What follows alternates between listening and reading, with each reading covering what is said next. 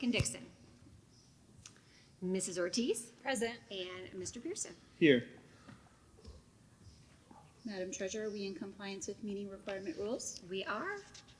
This meeting is a meeting of the Board of Education in public for the purpose of conducting the school district's business and is not to be considered a public community meeting. There is a time for public participation during the meeting as indicated in the agenda. Please stand for the pledge if you are able. I pledge allegiance to the flag of the United States of America and to the republic for which it stands, one nation, under God, indivisible, with liberty and justice for all.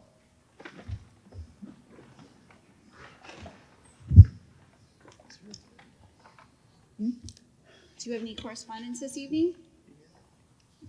I do not.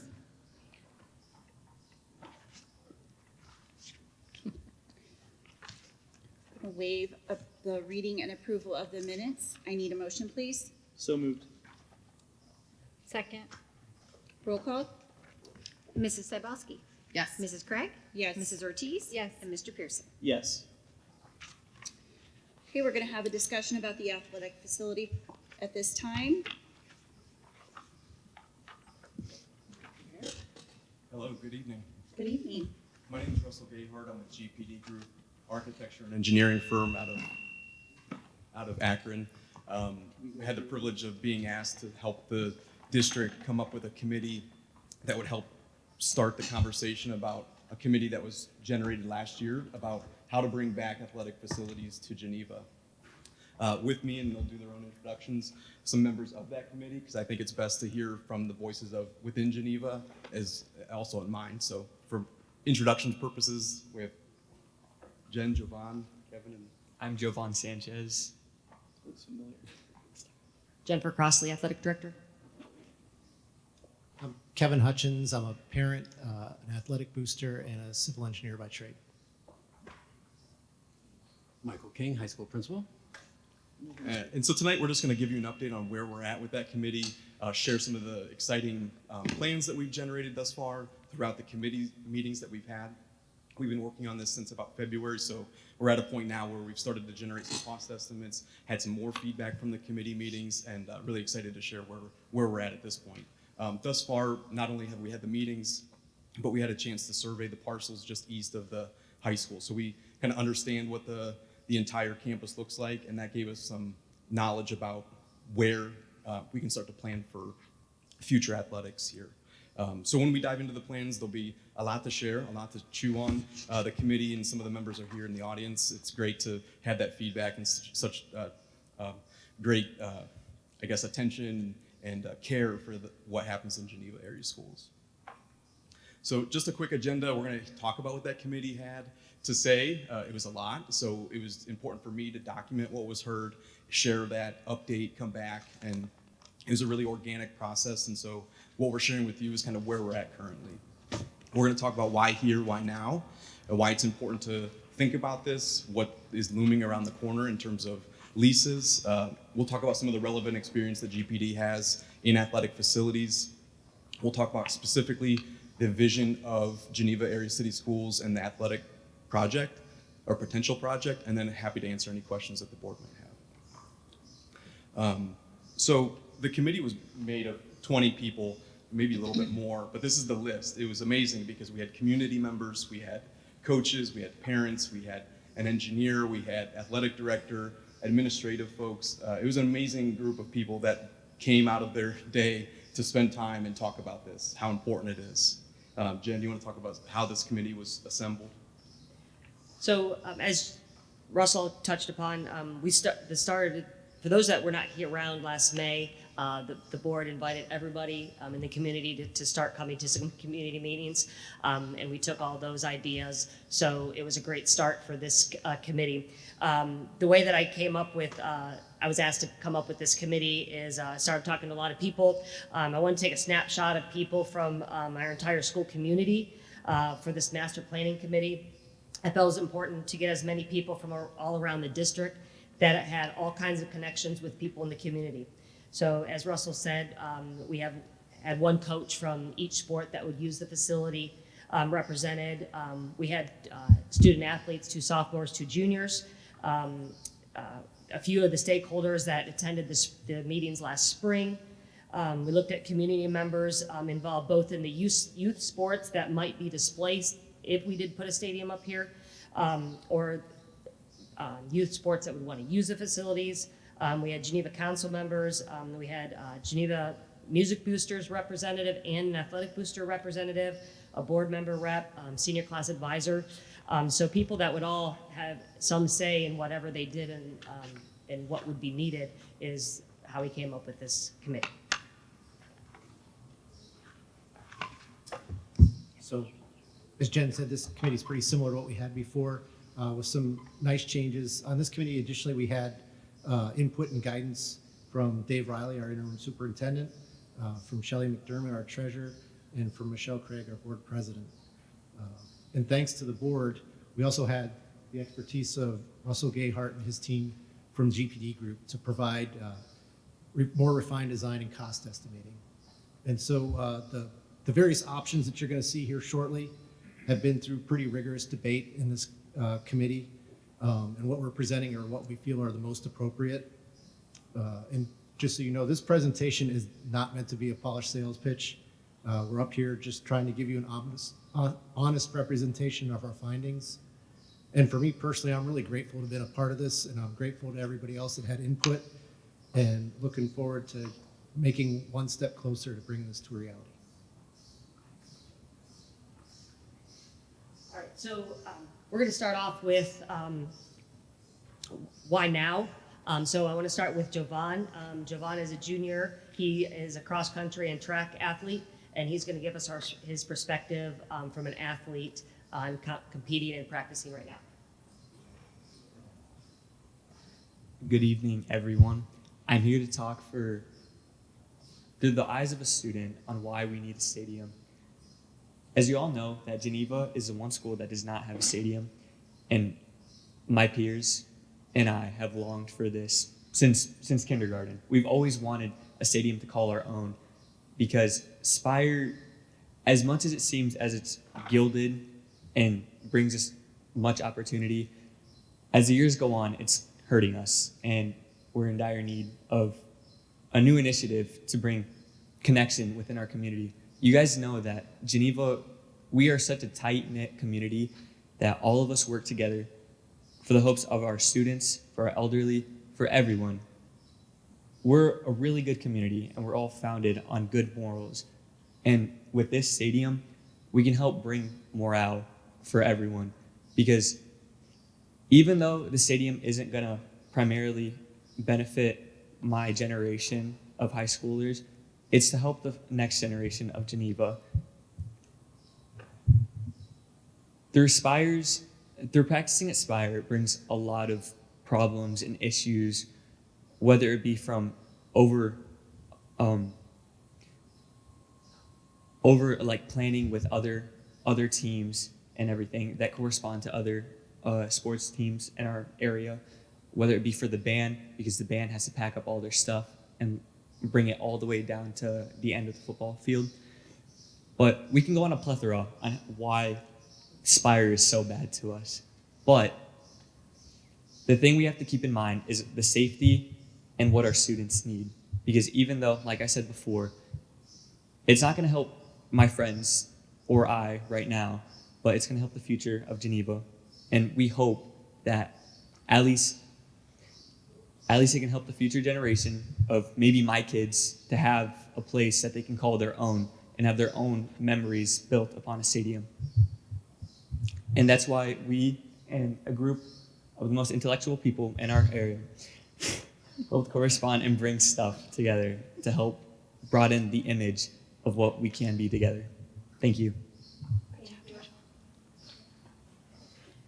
In addition, why now? Our free usage agreement with Spire ends in June 2027. Spire is growing and adding more sports and also athletes. The time in which we get to practice is always in question. The use of locker rooms and storage is in question. Soccer coaches carry everything all season long in their cars back and forth to their jobs, back and forth to school. The travel for the students, and parents back and forth to practice is a daily issue. Often our teams have to share a field just to be able to have practice. For example, our JV and varsity girls team might have to share the football/soccer field with the JV varsity boys soccer team, so they're only on half a field. And why that is okay in a pinch over and over, that is not good for any athletic program. I'm going to use the word kicked out, but we are removed from practicing there at very crucial times. For example, this week we are preparing for districts for track, and we cannot practice at Spire due to their tournament or NCAA meet that they're having. So therefore, we have to find alternative places for our kids to practice to prepare for one of the biggest meets that they have in their entire spring season. Parking lots are not the easiest to man as well. All right, so why here at Geneva High School and why not Memorial? We're always hearing why can't we just go back to Memorial? So I don't know how many of you remember the flood of 2006, but I wanted to show a couple pictures. So this was Memorial Field. That top picture on the right is actually the home stadium or stands. So the water is up to the first row, which means it's about waist, a little bit higher than waist. Is how deep it is. So everything that was down there was a complete loss. The football, everything was lost for football, including equipment, all the uniforms, the shoulder pads, the helmets, the track equipment like the pole vault pits, high jump pits, hurdles, boosters. They had 4 stands down there. They lost everything from fryers, popcorn makers, refrigerators. I was not here at the time. There were probably any of us, but the amount that was lost was quite substantial. So because of this, Memorial is considered a floodplain, so it is not insurable. So rebuilding on something that's insurable would not make a whole lot of sense. Let alone the size is not adequate for a stadium. You would not be able to put a football field and also an 8-lane track.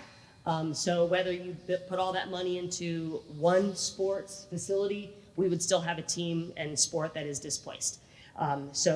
Let alone no parking either. So it really does not make a whole lot of sense to be able to try and use Memorial Field again.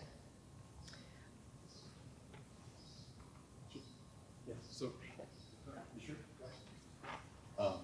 And you can touch on these too if Michael.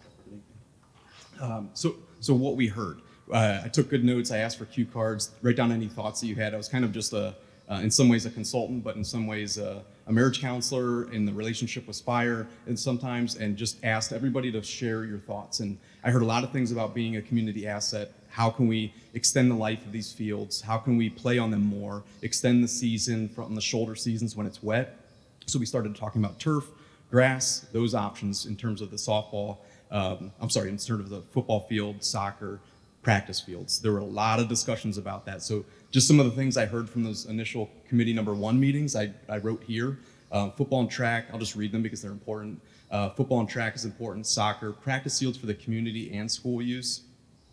A disc golf course. There's a lot of area out there that we surveyed, and community can use this in a number of different ways. We thought it was important, at least in this initial step, to include as much as we can for the community to use. There's going to be some demographic that maybe asked for some funds to pay for this facility, and the amount of amenities we can include in that plan is going to not only extend the life of this, but also grow some legs and get the attention of people that are going to be voting for this. We want to make sure the amenities are for everyone. We heard about pickleball courts. Start small, then add later. We want to make sure there's community assets, a band area, and storage. Geneva deserves a place to call home. I made sure I wrote that in caps. Safety for our students. I heard some of Javon's stories about a student that got in a car wreck coming from Spire. Obviously, if that distance is shortened from Geneva High School to the fields directly east, obviously you're shortening that chance for something to happen. Multi-sport improvements, Spire contract, and Memorial is not a viable option that Jen shared. And if I missed anything, please jump in.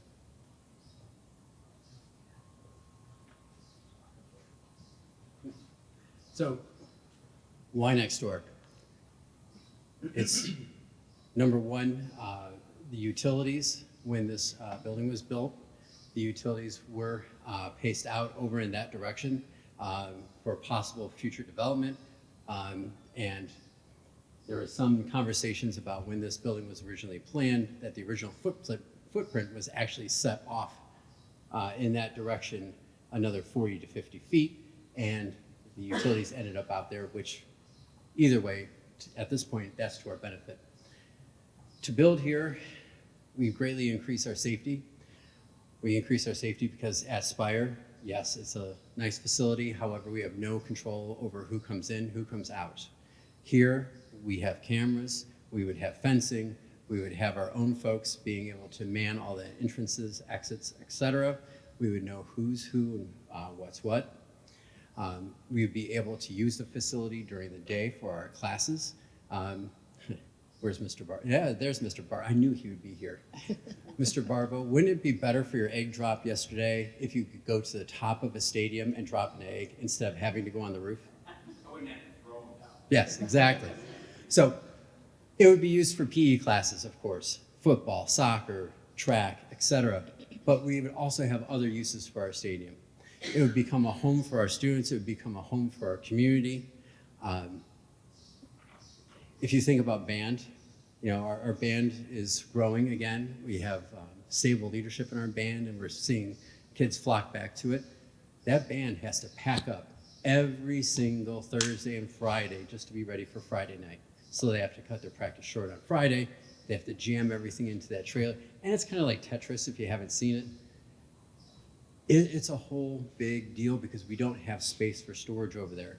And if Coach Shimsky was here, he would even tell you that what little storage we are guaranteed to have is constantly in question, because last year, I think it was 2 different times, we got a note saying you had to have all your stuff out by tomorrow because they were going to paint. So we need control over the space for our safety, for our usage, for their ability to use, for our ability to grow, for our ability to have a place called home. Again, Spire is nice. I've run it all around, working with your students. But please tell me if you ever had a thought that any time, any of the events you went to, it felt like home. It felt like a Geneva home field. Do you ever feel like you had home field advantage on anything? No, no. And again, if we wanted to get deeper into safety, I'm more than happy to go into that. But you know, temporary gates, lack of camera access. We only have so many volunteers, so many workers. It puts us in kind of a pickle. So we talked a lot about the why. We heard a lot of the reasoning. GPD is a full-service architecture and engineering firm. I'm going to skip through this because I know I want to get to the fireworks at the end. So I'm just going to go through this even quicker than I was going to. We serve the Northeast Ohio community. We design buildings. We design athletic facilities. This is kind of what makes us who we are. We have 70 people dedicated to that service. This is just some of the recent examples in the area. Really great multifunctional, multi-sport facilities.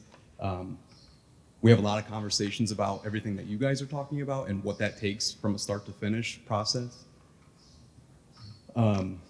Cloverleaf, this is a recently completed concession restroom building and campus master plan we put together. Clearview Local Schools in Lorain County, another wellness facility that had a multi-component, so storage, it had the concessions and the ticketing and the multi-use spaces for different sports to use, and the new turf football field and track. Some other examples. And what we can do is create visualizations. What does lighting look like? How does that extend your season? How does that extend your night? Are you able to rent that facility now? Which is an important thing for the board and the district to consider once you build it. If you're not able to use it in all of its time, are you able to rent it? And so, happy to get to this point, your project. So this is what we put together after about 3 months of work since about February. Started from the master plan that was created in 2022 and 2023 by Kevin, and then dovetailed that into, well, how do we pick up what was already done, create that, work off of that momentum that was generated, bring the committee back together, see if we can grow some legs, and share that with the board in a cohesive way that included cost estimating and what that would translate to in the future. So the thing that we started with first was what is important, what are must-haves. Actually, the first thing we did was dream big. What does Geneva want? And that conversation lasted a while, and we had a long list. I put together a really cohesive, big master plan. Came back the second committee meeting, and then the question was, well, how much is that? And I said, I'll come back to you and tell you. And then once they heard the numbers, they said, well, what do we need? And so we started to scale back and make sure that we're thinking about dollars the right way and the most effective way to think about longevity, use, and plan for the sports that are and the teams that are going to need this the most. So option one, and these are the things that we think the board should consider, and we'll follow up with some costs at the end. Option one includes community assets. So we have the disc golf course, we have the pickleball courts, we have the walking track around the football field. We started thinking about band. So there's the band shell, there's cold storage available for multi-sports. We're checking the box for football and track, obviously, with the new stadium just east of the high school. This would include new lighting and sound system at the football and track facility. This would include a press box and then seating for 4,500 people. We initially thought 3,000 to 1,500 home and away felt right, and that allows you to start thinking about OSHA use for tournaments play when you size it for a certain amount and you have the accommodations to size it for a current amount. The building, the new public restrooms, weight room, and concessions. Jen will talk in a moment about the need in terms of locker room and weight room space within the high school, but this option starts off the conversation about what would that athletic building look like, where would it go, and what should be included.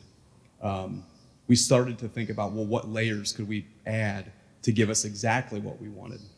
And so there's 4 options. This is option 1, and it builds upon the previous option as we go along. We put together kind of a graphic on what option 1 would look like. So you can see Geneva High School to the west. We wanted to make sure softball and baseball still had something, and we would extend utilities and provide a restroom facility for softball and baseball. Included in option 1 would be some scoreboards for baseball and softball, so trying to, again, extend the reach of $1 and touch as many athletic teams as possible with this option. Since the stadium is located just east of the high school, there are currently practice fields there, and so this plan shows replacing those practice fields. The cost that we found out for a practice field is rather small, and the amount of community use and sports that could use those practice fields, we think we could just really generate some good relationships with the city of Geneva, youth sports, and so Jen maybe can talk about how important those practice fields are and who would be able to use those. So I just want to touch upon the amount of sports that we have. We have a band that needs practicing in the fall every week.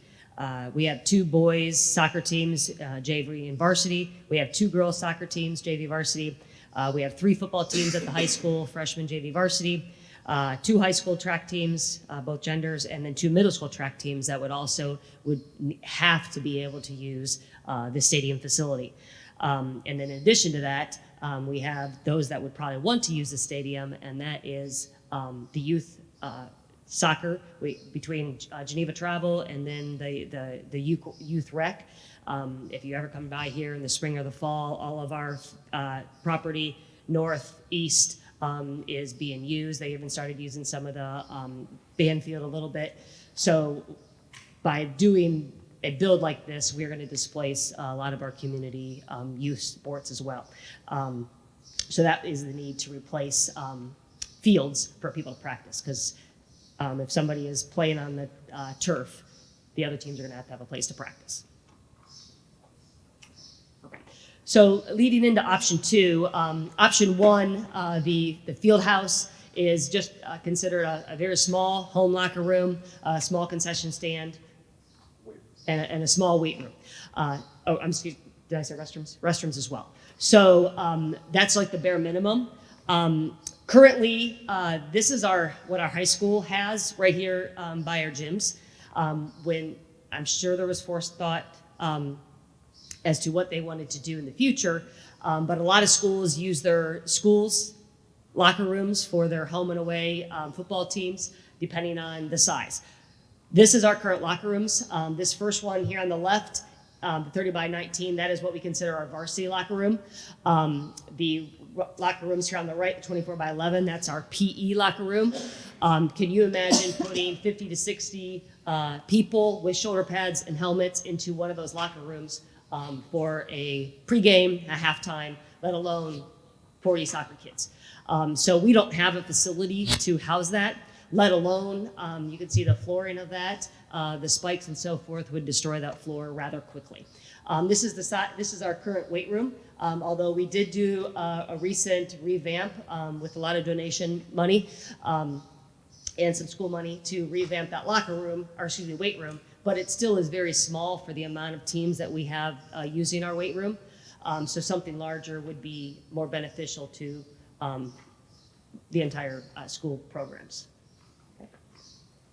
So then we came back in one of the iterations of committee meetings, and we said, well, what else, if you could, what else would be really important in this facility? The thing that we added in option 2, everything else is the same, but we said, after understanding some costs, we'd really like to have some locker room space. And the photos that Jen had do show locker rooms and do show weight room.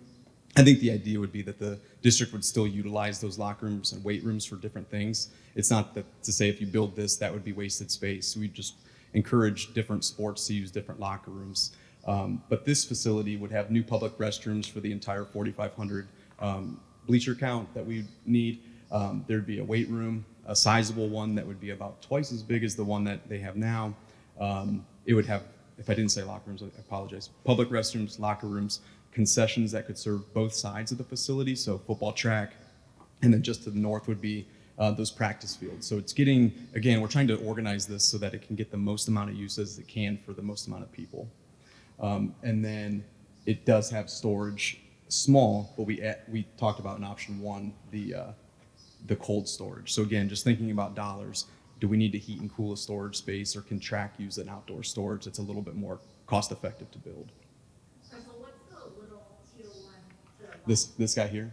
Yeah, that's so this red line is extending the water and electric utilities, and that would be a small restroom facility, almost like the ones you see in national parks. It'd have like 2 restrooms just to serve the softball and baseball. And then the 2 black lines are the scoreboards, if those weren't clearly denoted. I'll jump into the second, option 2 master plan view. Same thing, except it expands that building. And again, that's that restroom facility. Option 3 is taking another step. It says, not only did we think about football and track for this, and we had practice fields, in option 1 and 2, soccer would have double striped the turf field for the football field, and then it comes with pros and cons. Yes, you have a turf field for soccer, but then again, it shortens the life of that turf. So option 3 kind of takes a step forward and exchanges or trades a practice field for a true soccer venue, which on this view would include some seating, bleachers, lighting, and artificial turf. So again, now you're extending that maybe 5-year turf to 8 to 10 years by just spreading out the kids and trying to, I guess, give soccer their own home, basically. Did I miss anything, Jim? Yeah, go ahead. Is that turf also? Is that? In this option, yeah. It is Soccer would be turf. Soccer would be turf. Yeah. So with the option of the soccer mini stadium, everything would be used across the driveway to that field house, the bathrooms for spectators, like a concession stand, locker rooms as well could all be utilized there. Also, with this concept, one of the reasons even behind this concept is the amount of time that, like Russell said, on that first option 1, just for art teams alone. That doesn't even account for everybody in the community or other communities that are going to want to use our facilities. In a fall season, Monday through Friday, we are pretty much most nights on our fields until 9 o'clock at night. So, and that's just high school sports. That's not middle school football wanting to get a game up here.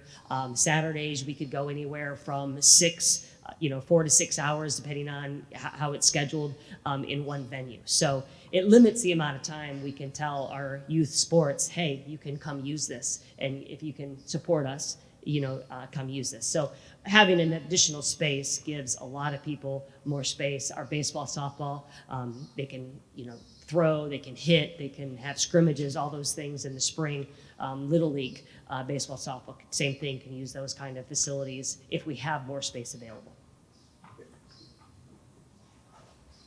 Yeah, if you think about an average night where there's, let's say soccer.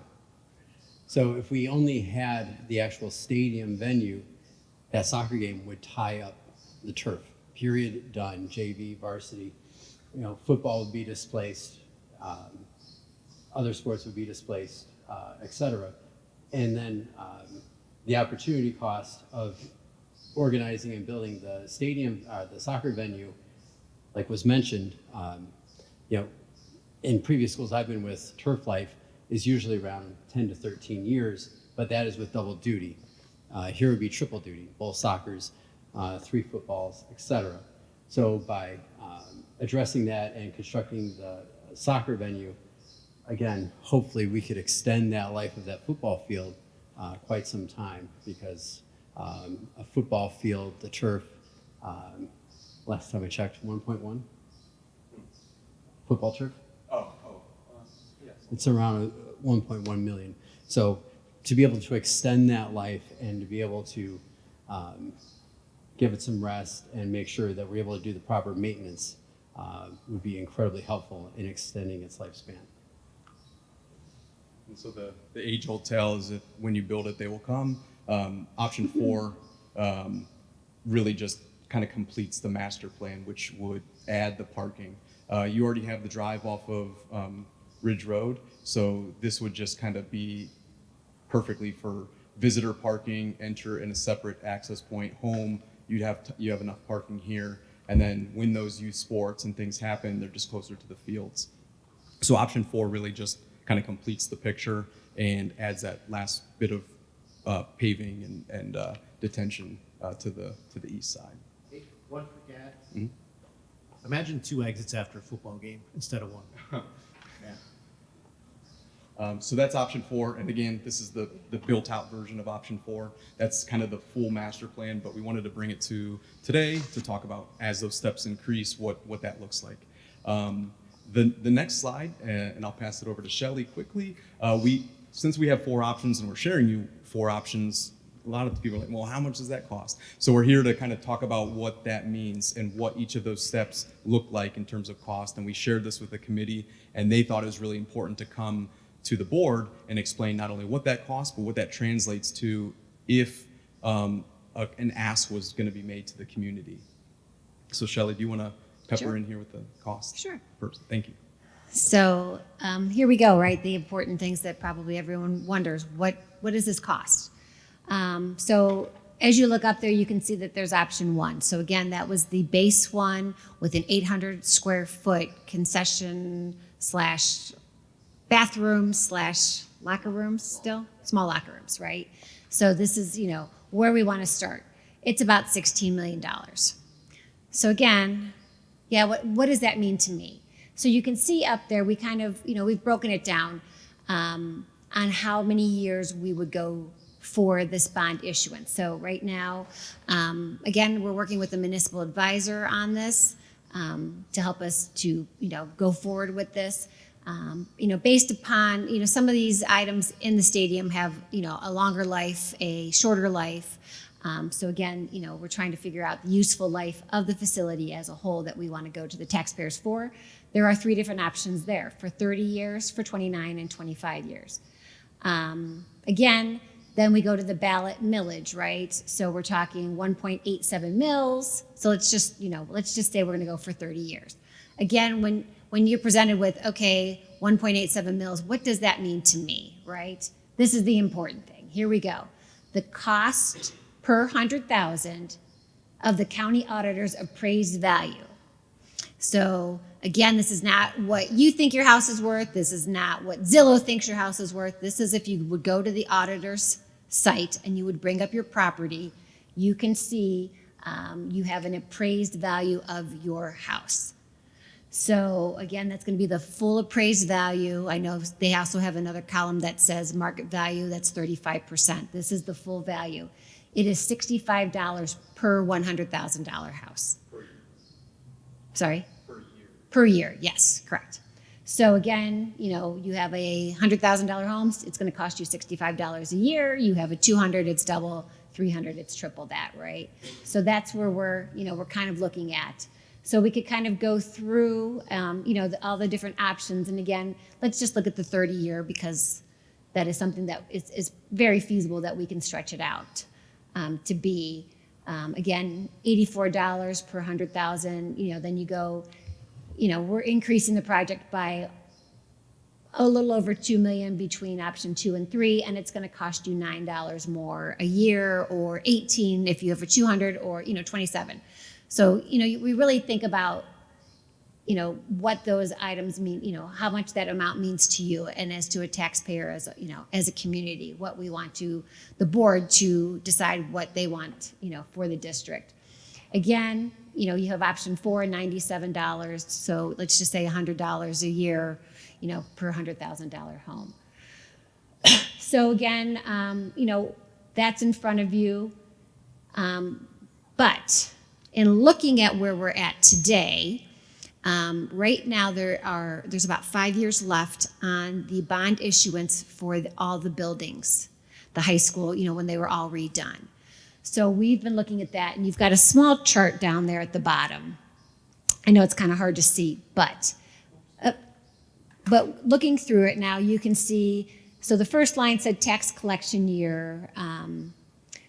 Right now in 2024, so this was last year, right? So you have the current millage for the debt of the buildings is 3 mils.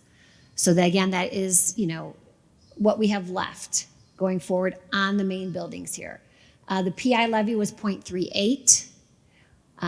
With the buildings that the big bond issuance, because it went through OFCC, there is an OFCC levy on there for 0.33. So you can see in 2024, the taxpayer was paying 3.71 mils on these bond issuances. So as we know, that 5-year PI levy did fail, so you can see in 2025, that's come off. So now you're down to 3.33 mils. Well, as we're looking forward, again, on what we have collected on that bond issuance, that older one, we do have a little bit of a carryover. So what we are going to do is reduce that millage going forward. So starting in 2026, again, this is not 100%, I have to go through the auditor's office. But if they agree that my carryover is large enough in there, we can currently reduce that 3 mil for our current debt down to 2 mil. So that, as you can see, going across, that will take our current down to 2.33 mils. And then if we go and we ask for, again, we're looking at option 1 up there at 30 years, 1.87 mils. It's almost like we're asking for 0.87 mils because we are reducing that. So, and that 2 mils will go through to the end, to those bonds, that bond issuance is paid off. So you can see then for years 26 through 30 would be the same amount. And then after those all fall off, then we're just down to the 1.87 mils that would be voted on for the issuance of the athletic facility. So it's just something, in looking at all the finances as a whole, that we know that the district can go through and reduce what is being collected from the taxpayers. So, trying to get support with this athletic facility, we're asking, and again, on the ballot, it would have to be for the full amount, but, we could show that, yes, we are going to reduce the current millage for the next 6 years by 1 mil. so that, it had less of an impact on the current taxpayers. So the last slide here, and we'll open it up to some questions and answers. 3 questions we kind of wanted to ask on behalf of the committee. What master plan option does the board feel will benefit the school district community the most? Is there funding that the district could contribute? And then where do we go from here? So again, this was a lot of information, a lot of numbers, a lot of things to consider. As Spire's lease expires, and the thought of a process to build something like this, it almost is the why here, why now. I think we've heard enough about why here. The question is why now or when? And I don't know that costs from a construction perspective are going to get any cheaper. Doing something now or building the high school 20 years ago, certainly you couldn't build the same high school today as you did in 2020. 2003, 2002. So I guess the question, for the board is those 3, and then happy to answer any questions you guys might have about what we presented tonight. So for the middle one, is there funding that the district could contribute? So for the full amount, are we able to do a bond issuance plus contribute cash to it, or does it all have to go to an issuance? No, I think, so what the board would decide is, What we wanna contribute. what we want to contribute. So, if the board decides, hey, we're gonna go to the taxpayers for option 1, right? So let's just start with that. And then, but we really want option 2, so the board is gonna pick up the cost of the $5 million. That's something that you would have to look at. So we could split. Yes. Yes. And then Russell, how hard would it be to, when you get to option 4, adding that extra parking and that extra retention? Yeah. How hard is that to add in the future? What's nice about the master plan process and why we're happy to do this study is we're thinking about this, and if you start here, we can add along the way. Adding the parking later, no problem. If funding becomes available, if a nice donor in the community wants to pay for that, they certainly can. I'm sure the district would welcome donors to help offset some of this cost. And then maybe that is a conversation that you start to think about. But in terms of parking, you can add that. We've already planned for it. So what we would do in terms of detention and paving, we would try to size the detention basin to handle the full master plan.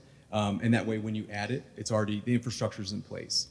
Let's say you don't want to do the lighting because you've heard that that's $600,000 to light the softball venue. We would get the conduits in place. Maybe you get the $600,000 at a later date and you have the infrastructure in place to build that. So you can think about things a lot of different ways in construction. What's nice about having a full picture master plan is you can ask yourself, what do we want to take? And so based on the committee, this is what we wanted to bring was these 4 options. A lot of those meetings that were so long were dicing up all of those parts to make sure that we had thought through that whole process and that the infrastructure would be there, because it would be a really, really sad day if you had put the football field in and realized it needed to be 100 feet one direction so you could do something else for the next stage of the I mean, it took some time, but it was a really great process to talk through to make sure that all the pieces and parts were. Russell was fantastic. You And were just very to- patient with us. Just to piggyback on that, I think another part of the answer that you were inquiring about is, and you know this very well, anytime you're doing construction, anytime you're doing land movement, et cetera, resettling, surveying, whatnot, to do it all at once would be the most cost effective. Now, if we're not able to, he's absolutely right. We are going to do our best to try to be planful for the future. Yeah, and when you do an ask, you don't want to ask again next year and say, boy, we'd really love to expand to have locker room space. So you usually get one ask, so you want to do what you can now or at the first time, and then that kind of future-proofs you and gets what you need. Shelley, when do we know what the auditor will say about the current village? When will we know that? I mean, I'm sure I could make that phone call. I mean, again, based upon my municipal advisors, I don't think it would be a problem. I mean, again, there is a balance in the 002 fund. So, and they can project what we're going to collect and we do have a schedule of our current repayments. So, it would either be that or, the other option was once we get to that amount where we have enough money, we would just stop it early. But again, since we want to go out to the community, we thought this obviously would be a better thing to do is instead of saying, okay, we're going to let it drop off early in 2020, you don't have to collect it in 2030. It's just a better option. And then looking at these options, even if, the board decides to go with option 2, that's $20 million. And, we say, okay, we're going to put $3 million towards it. Obviously, we would come up with a different millage then, for option 2, that would take away the board portion of it. So again, these numbers can be, manipulated very easily. What is the timing to put it on the ballot? So the timing to put it on the ballot is it has to be in the Board of Elections by August 6th, which means in order to put an issue on the ballot, the board would have to pass, a resolution. It goes to the Board of Elections. They give us a dollar amount back, and then we have to pass another resolution. So in talking with our legal on this, because we do have a meeting in June, and then we have another meeting in July, and those meetings are probably only 3 weeks apart because the June one is, 1 week later. It shouldn't be a problem, even if we, have to have a special meeting. But I think, making that decision in June to have that dollar amount, or, what we want to go with it is plenty of time. So that would be put on the November election. Also with that, going on the November ballot puts this timeline to be able to use the facility approximately August 1st, 2027. If we push out to April, we're talking a year from then to be able to use that facility. Now, those are tentative, but the timeline is closer to an August 1, 2027 if it's on the November ballot. How does, let's say we had a community donor or something how does that affect? Because that's a pretty quick turnaround, right? Doesn't really give us a lot of time to seek other funding. Let's say we have some generous donor who says, here's $5 million. But they don't say that until December. That millage doesn't change until we could reassess, or what? Like, how does that work? I would have to look into it, but, I would take that $5 million and put it towards, the difference in the projects at that Right. time, After we named it Cybulski Field, we would. Yeah. Yeah. Yeah. And so, yes, we could If look I into. had it, I'd give it. Right. I know, right? Yeah, I'd have to look into, if we could put that private donation into the fund to repay the bond issuance. This was, Right. could we, I don't know if we could pay that down or how that, what Correct, that would, right. there's probably stipulations on what that Right, would look like. right. But it could probably be used in another capacity for the project, but I'm not sure that we could pay the bond down. We'd have, Correct. yeah, Yeah, we'd I mean, have to yes, look there'd into be- that. yes. And we would also want to take into consideration the donor, because quite possibly while we're doing this, maybe somebody who has a giant heart for softball would like to see some upgrades, softball, baseball with the dugouts, et cetera, and their donation may be contingent or specifically targeted for a softball, baseball improvement. So it would probably depend on Shelley's side and on the donor side. Anything else from the board? The pictures are very pretty. Thank you. Javon did that. Good job, Joanne. What would the net payment be for each option considering, can you go back to that chart? Yeah, so it's kind of. I know it's small, but Yeah, what would the net payment be for each option considering the reduced millage? Oh, so it is going to be $35 per, right? Let me just make sure.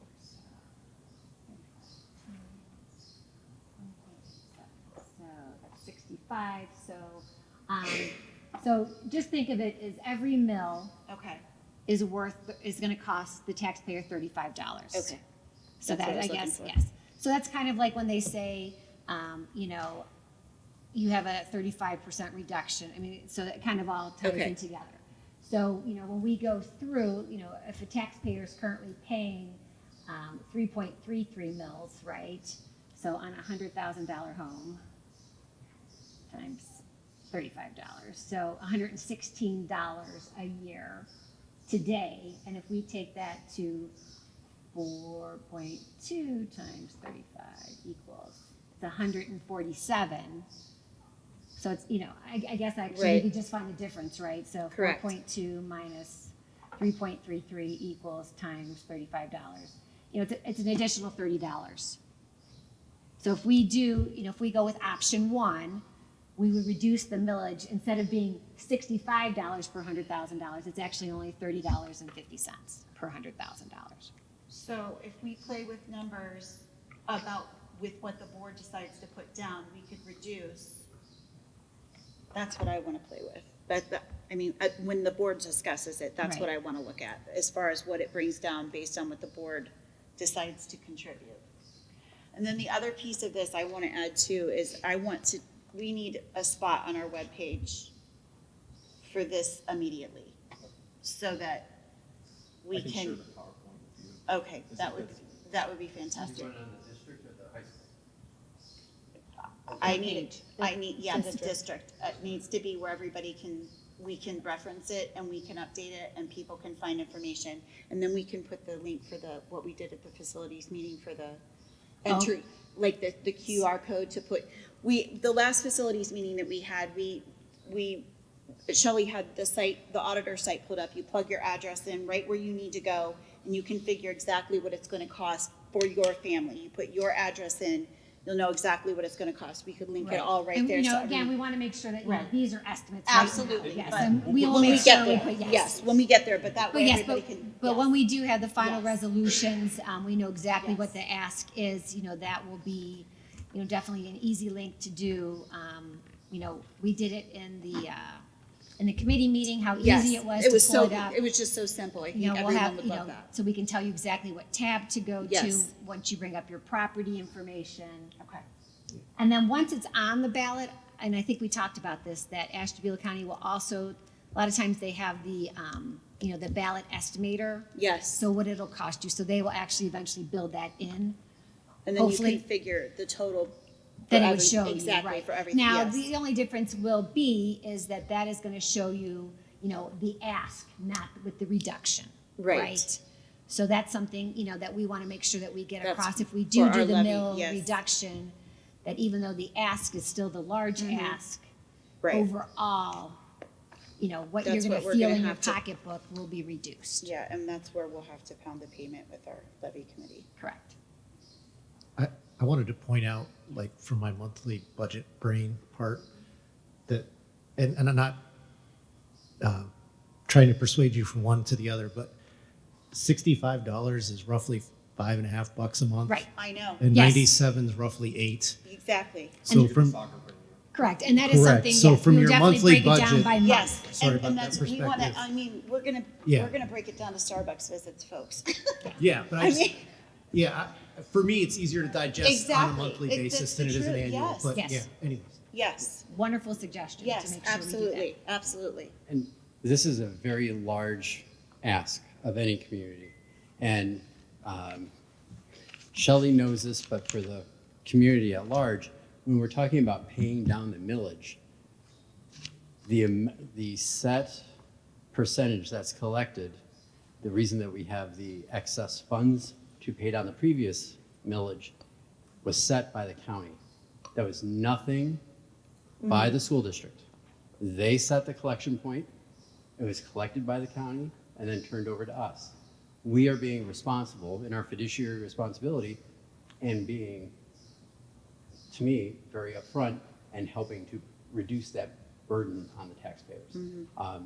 Just in case there's any question Right. as to why there was that money that Right. had nothing Well, to do with because, you know, when it was on the ballot, it was 3 mils. So it's 3 mils and it's actually a half a mil. The half a mil is now, it does get reduced. it is subject to, House Bill 920, so it is reduced. It's actually, it's only worth 0.33 because of the increase in property values. So as property values go up, at least on the bond issuance, it will increase on what they're collecting. So again, what we thought 20 years ago we needed with property values, that's why we do have this little bit of a carryover in there. So again, eventually they would catch up and go, hey, you've got enough money to cover the last 2 years. We can stop collection early. But again, not thinking about it until we thought, well, wait, let's see what we can do now, especially when we're having another ask to go ahead and get this reduced now.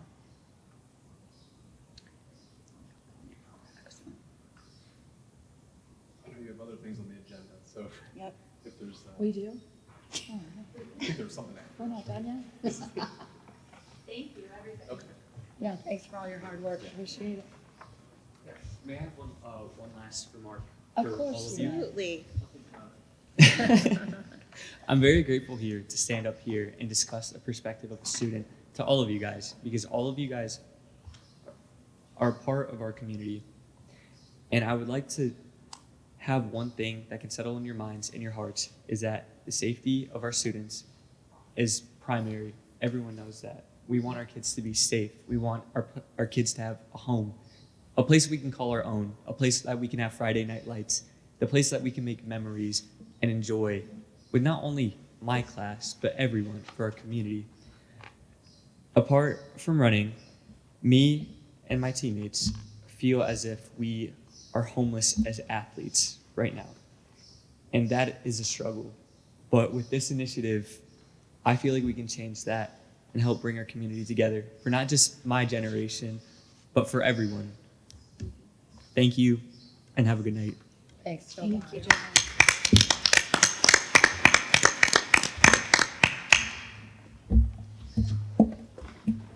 Russell, thank you so much. Yeah, thank you. Thanks.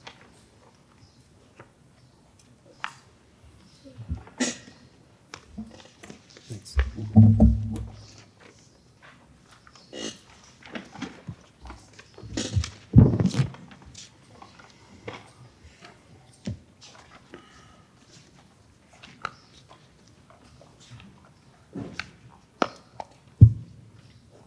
Are we all situated?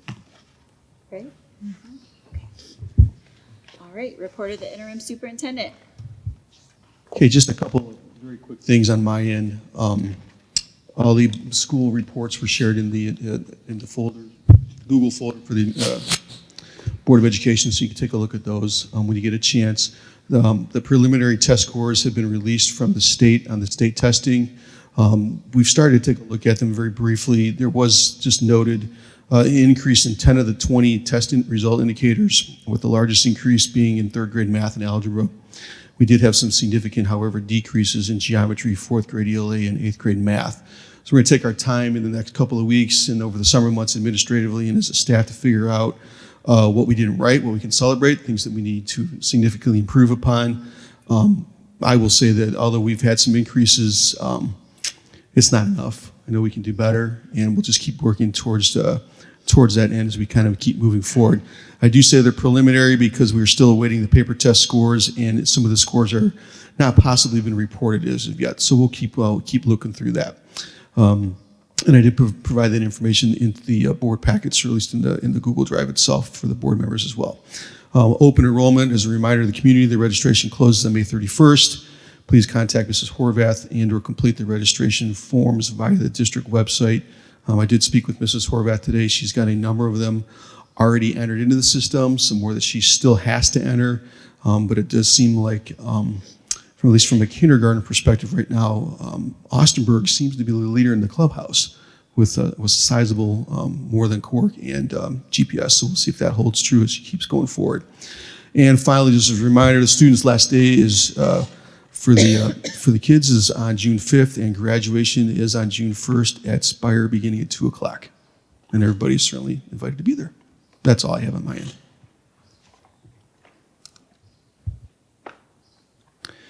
The interim superintendent recommends that we continue our membership in the Ohio High School Athletic Association for the Geneva High School and Geneva Middle School, grades 7 through 12. It is agreed that we will conduct our athletic program in accordance with the Constitution, bylaws, regulations, interpretations, and decisions of the Ohio High School Athletic Association. Membership dues are based on $50 per OHSAA sanctioned sport in which the high school participates. This resolution shall remain in effect for the 2025-2026 school year.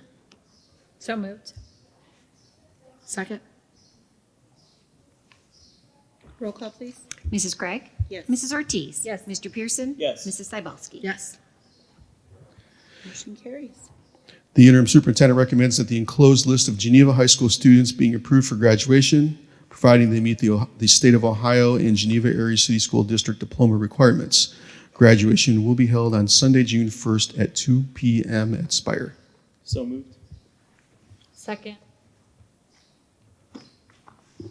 Roll call, please. Mrs. Ortiz? Yes. Mr. Pierson? Yes. Mrs. Cybulski? Yes. And Mrs. Craig? Yes. Motion carries. The interim superintendent recommends that the board approve the enclosed student athletic policy handbook for the 2025-2026 school year. So moved. Second. So do we have any major changes or is it just dates? Now, for the most part, in most of the handbooks, it was primarily just changes in dates. We did a significant overhaul a couple years ago, and we keep kind of making sure that there's nothing that needs to get changed or adjusted from that. Thank you. You're welcome. Ready? I'm ready. Mrs. Ortiz? Yes. Mr. Pierson? Yes. Mrs. Cybulski? Yes. And Mrs. Craig? Yes. Motion carries. The interim superintendent recommends that the board approve the enclosed preschool parent handbook for the 2025-26 school year. So moved. Second. Roll call, please. Mr. Pierson? Yes. Mrs. Cybulski? Yes. Mrs. Craig? Yes. And Mrs. Ortiz? Yes. Motion carries. The interim superintendent recommends that the board approve the enclosed elementary school handbook for the 2025-2026 school year. So moved. Second. Roll call, please. Mrs. Cybulski? Yes. Mrs. Craig? Yes. Mrs. Ortiz? Yes. And Mr. Pierson? Yes. Motion carries. The interim superintendent recommends that the board approve the enclosed middle school handbook for the 2025-2026 school year. So moved. Second. Roll call, please. Mrs. Craig? Yes. Mrs. Ortiz? Yes. Mr. Pierson? Yes. And Mrs. Cybulski? Yes. Motion carries.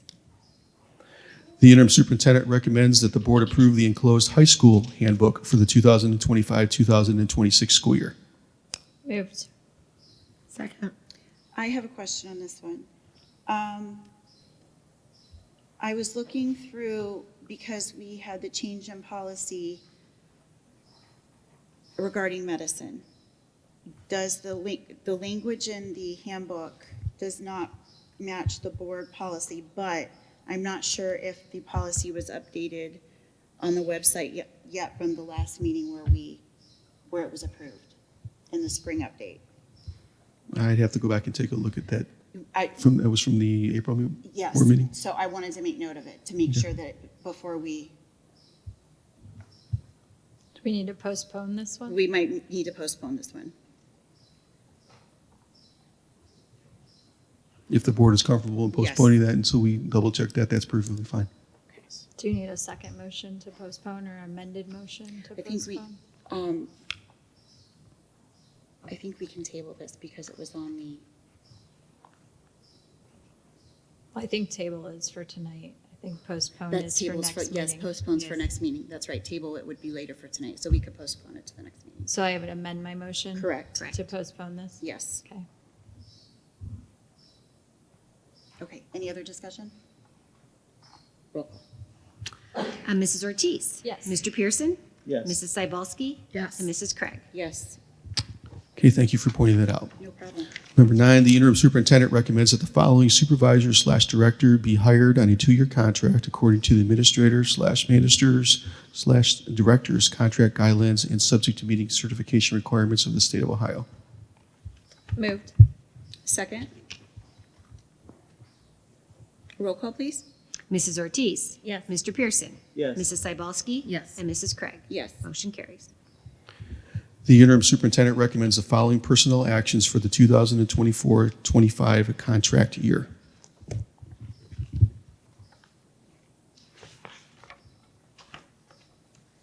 So moved. Second? Any discussion? Roll call, please. Mr. Pierson? Yes. Mrs. Cybulski? Yes. Mrs. Krieg? Yes. And Mrs. Ortiz? Yes. Motion carries. The interim superintendent recommends the hiring of the following personnel for the 2025 summer school sessions to be paid according to the adopted wage guidelines. So moved. Second. Any discussion? Roll call, please. Mrs. Cybulski? Yes. Mrs. Krieg? Yes. Mrs. Ortiz? Yes. And Mr. Pierson? Yes. Motion carries.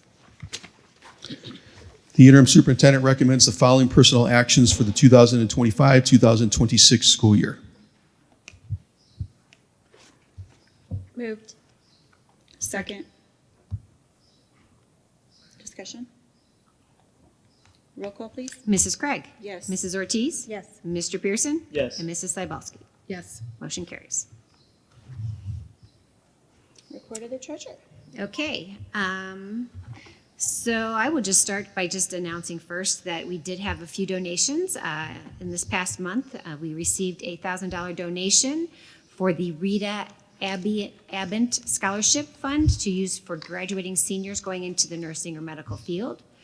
We also received two, awards from the After School Discovery for the Geneva High Schools. First, for the 2024 Fall Tree ID Competition, they won first place. It is to be used to promote botanical and environmental science study at the high school.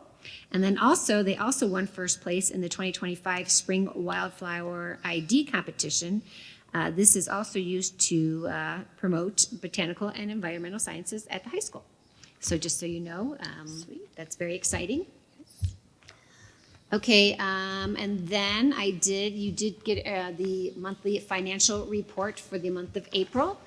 I'm just going to go through a few things real quick. So what this does is kind of, again, that first page kind of goes where we are today based upon where we were versus last year and kind of where we're at compared to the forecast. Our revenues are 1.8 million higher than previous year. Our expenditures are 1.5 million higher than the previous year. And our cash balance is 3.5 million higher than the previous year at this time. Again, this is through June 30th.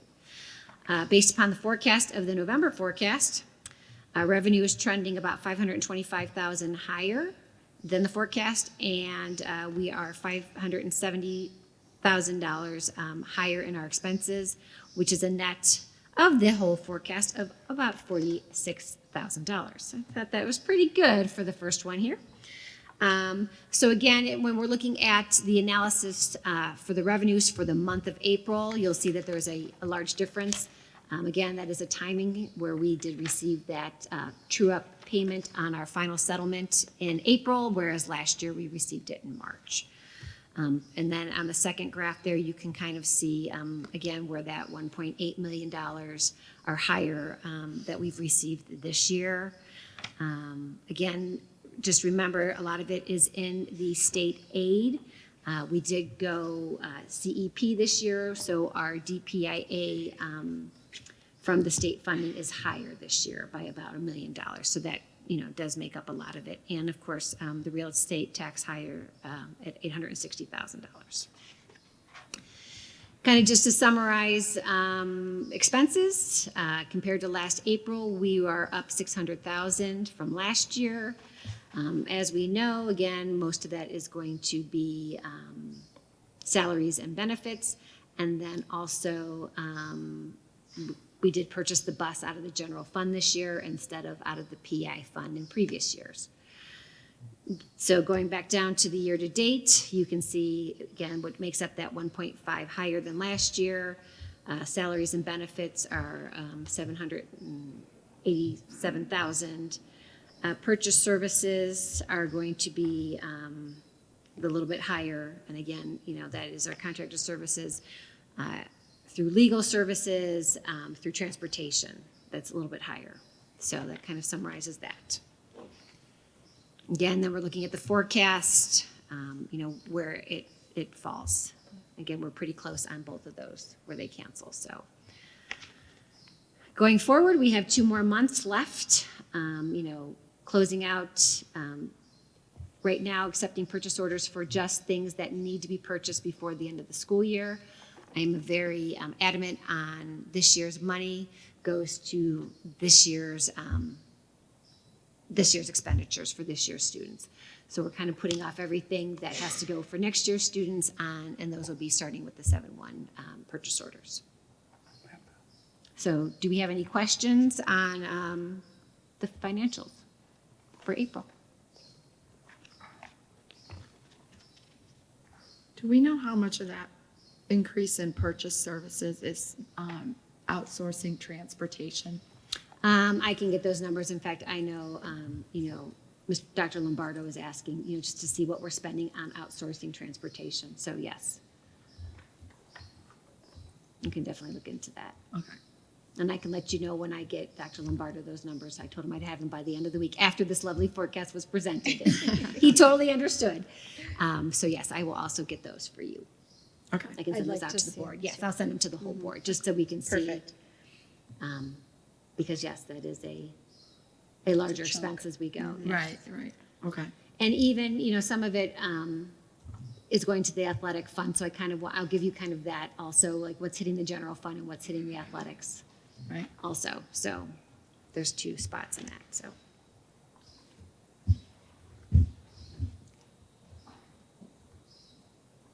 Do you need a motion? Back to you. So moved. Second. Any other questions on the financials? Roll call, please. Okay, Mrs. Ortiz? Yes. Mr. Pierson? Yes. Mrs. Cybulski? Yes. And Mrs. Krieg? Yes. Motion carries. Okay, now for the forecast.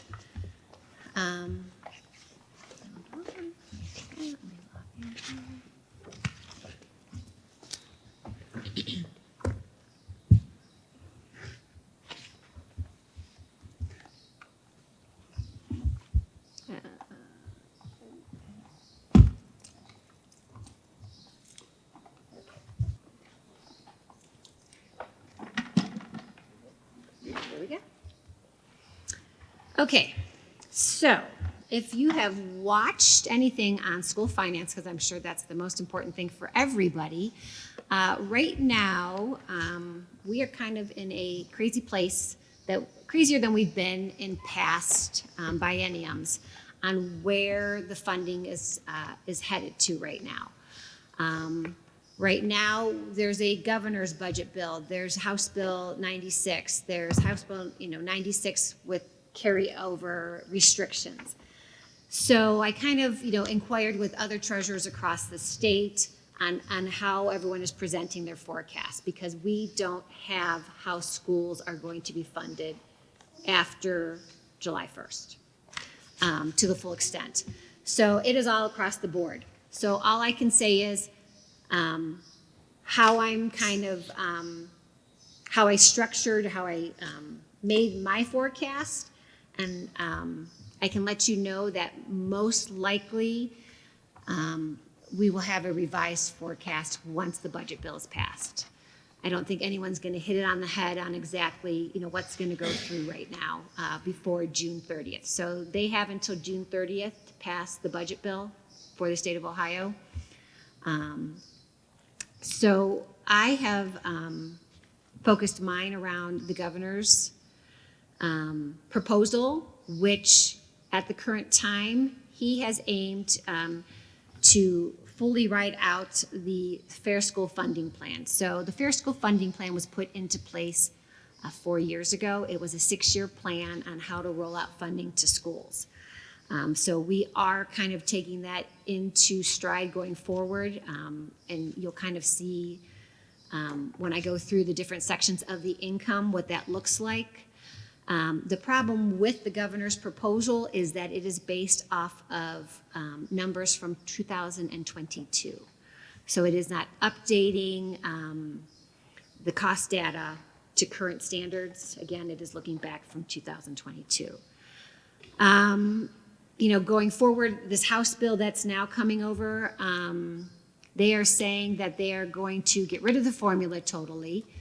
that they want to, give everyone a little bit of an increase, and, there's also different things in that bill. Part of it says you can't have more than a 15% carryover. So what would happen is if we did have that carryover, taxes would be reduced to a point to make up till we get to that point, and then they're just going to increase them again, because again, these were voted on issuances. For us, it's kind of a hard thing too, because we have the income tax levy. So, if that would go away, they could still increase that to a point to get back up to where we are. So there are so many unknowns. It also is saying to a point that administrative costs can only be 15% of your expenditures. So we have to look at that. So again, I kind of putting that all aside because that is such an unknown, and going through the final 2 years of the rollout of the fair school funding. So that would be years 7 and 8. So right now it's being funded at 66.66%. It'll go up, to 80% in there, and then it would go to the full 100% in 27. So, after 27, there is just a lot of unknowns, even on this forecast. So all we can guarantee is it's going to change. Normally, the 5-year forecast has to be approved by the board in May and November only. May's kind of just a finalization of the fiscal year. But again, you can have extra ones, and I'm sure we will. So if it's not in July, it'll be in August once we find out. And what a great time that will be. So, kind of what we want to talk about first, right, is this lovely, what this looks like across the rest of the years. Now, this actually, the first 26 and 27 will kind of look closer to what the fall budget did look like, the fall forecast. But because of the unknowns for going forward on 28 and 29, you can see that our cash balance is slowly dwindling. It's very hard, obviously, to predict what's going to happen in 5 years. So again, this is the best guesstimate we can do with what I have today. I kind of went back, and you kind of look at 5 years ago, where did they say we'd be today, right? Well, I look at that, and in between that 5 years, COVID hit. So we had less expenditures in the first place. We had ESSER funds that came in to help, to replace some of the general fund. So again, this is kind of just an overview of what it looks like. The main page that'll have everything is at the very end. We'll kind of go through that. We did start off this year at $16.7 million. What we're looking at is revenue this year of $30 million, expenditures of 27. We did have a revenue surplus of $3 million. So this year our balance will increase. You can kind of look forward, starting in 2026, that lovely number there that's in the red, $275,000, that's when we start to deficit spend, right? So as you know, expenditures, we increase and I'll kind of touch on each of these subcategories, right? Your salaries, they increase. We have collective bargaining agreements that outline that. We don't, those were agreed upon. Those have a 3% increase for next year. For teachers, for both certified and classified. The classified does have an extra year on there, so we know that theirs will be a 3% for fiscal year 27 also. In there also goes hand in hand with your benefits.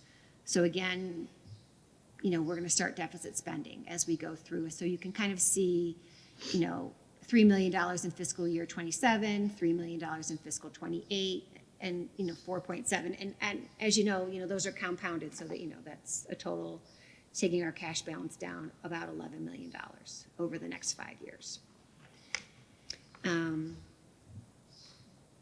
So again, we have a little bit of explanation. Up here, I just want to show you really quick. On the bottom here, sorry, I don't need AI. At the very bottom, it's kind of a disclosure which says, what ifs on that top line for renewed levies, annual amount. So the income tax levy does start to fall off in fiscal year 29. So that would be money that we could receive if that did renew at the current rate at that time. And then encumbrances. So encumbrances are, which means that I have a purchase order out there at the end of the year that I haven't paid an expense on, right? So I have put this money aside. You can see this year, in fiscal year 2025, that it is higher. So what happened is that at the last meeting, we did approve the curriculum. It's 425,000. So I wanted to get that purchase order in. The expense will not hit until fiscal year 2026, but I want to make sure that we get it in so it gets ordered. And that's, not a normal thing that I would have outstanding at the end of my fiscal year. There's just a few quick graphs about, again, here we go with that revenue and expenditures and how we kind of hit, and then, our expenditures are now going forward are going to be more than what we're bringing in.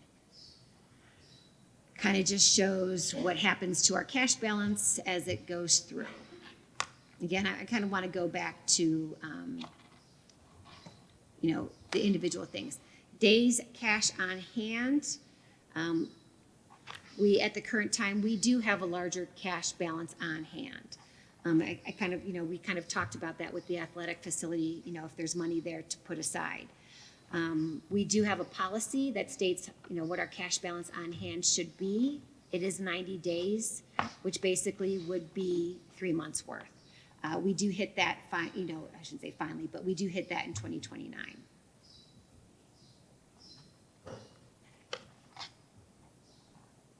Revenue. Here is our revenue. So as you can see, local taxes make up 40% of our revenue, state sources make up 40%, 47%, and then we have other revenue that makes up the 6%. And again, I will touch base on those for you. This is just kind of what it looks like going through. Sorry, let me just get rid of that. Maybe. No. So I will touch base again on what makes those out. At the top, again, up here, that 748,000 would be that renewal levy. Again, overall on the revenue side, and this is important here, the statement at the present, this Ohio Schools funding formula remains uncertain. I'm sorry, I should probably talk more into this.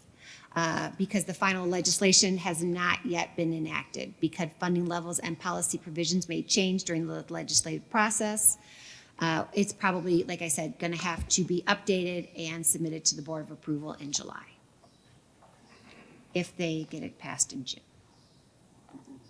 Okay. Shelley, what is taking the income tax down so much? So it's 690,000. That's because if it would fall off. Oh, you're doing year 2029. Got it. Okay. So that, yes. Got it.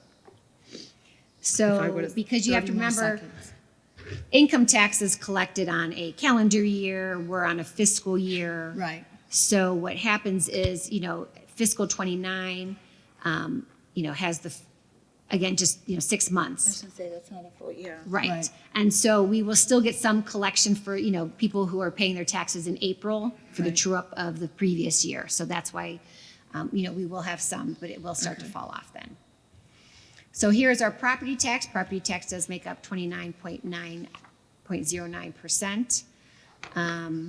You can see where we had the reappraisal in between, in fiscal year 2024, calendar year 2024. So some of it hit in both years. That's the increase.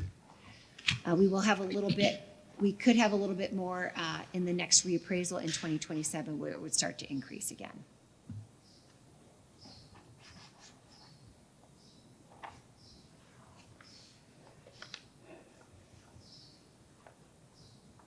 And in case I'm going too quickly for all of you who are so interested, this will be posted on our website soon.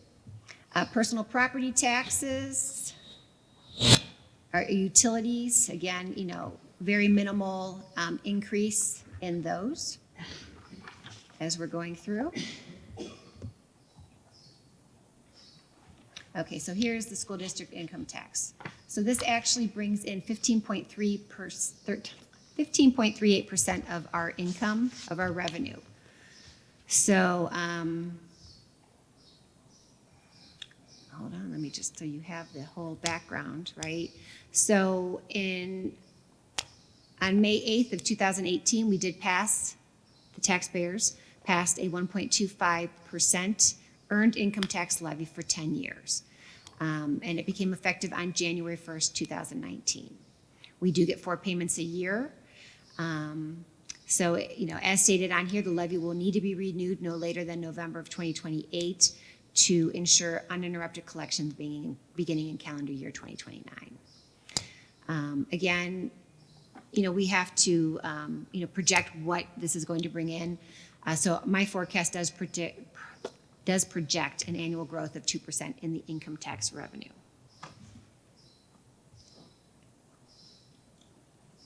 Unrestricted grants, aid from the state. I have, so you guys can see here, let me get my notes out, I apologize. So it's easier and I don't have to go away from the graph. Somewhere.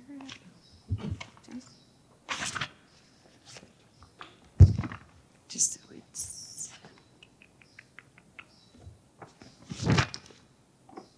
So unrestricted, so you can see how it did decrease in unrestricted grants in here. So in 2025, they did take out, and you'll see it on the next slide where they did start doing more restricted grants in. So this is the money that we're getting from the state.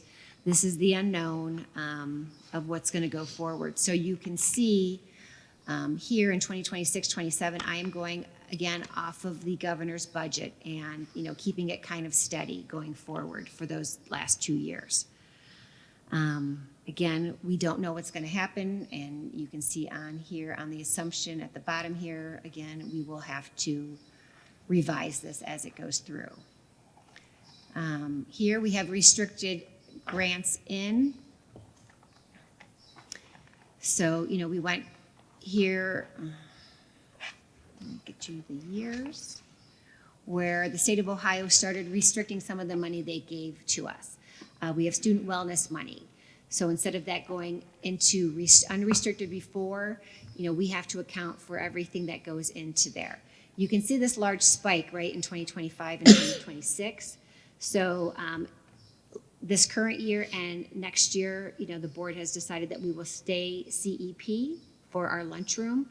So when we do that, we do get extra monies in our let me say this correctly, our disadvantaged, let me just, so I can say it.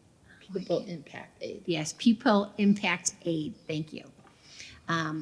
Again, since the board, we have not decided going forward what that, if we're going to continue that, I don't want to forecast that. So that will reduce, again, it does increase us over $1 million to have that. Again, that is restricted. So the state of Ohio does outline what we can use those funds for.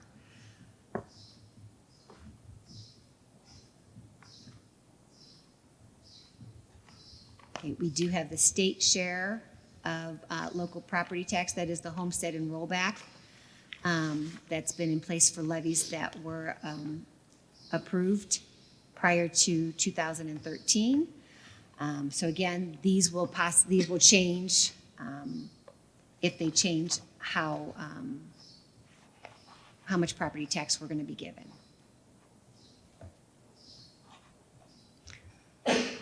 Other operating revenues, minor things. A lot of it is going to be our interest income.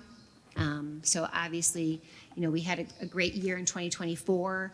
The rates have gone down in fiscal year 2025. And as our fund balance will start to go down, obviously our earnings on interest will also go down. And again, that is a huge variable on what we know. and what the interest rates will be and what will happen with the economy. We do get tuition revenue. That is part of that also. We do also in there is that payment in lieu of taxes, which is $197,000 annually. That does come from Spire. So also, as we know, as our contract does end with them in 2027, so does that money that is coming in.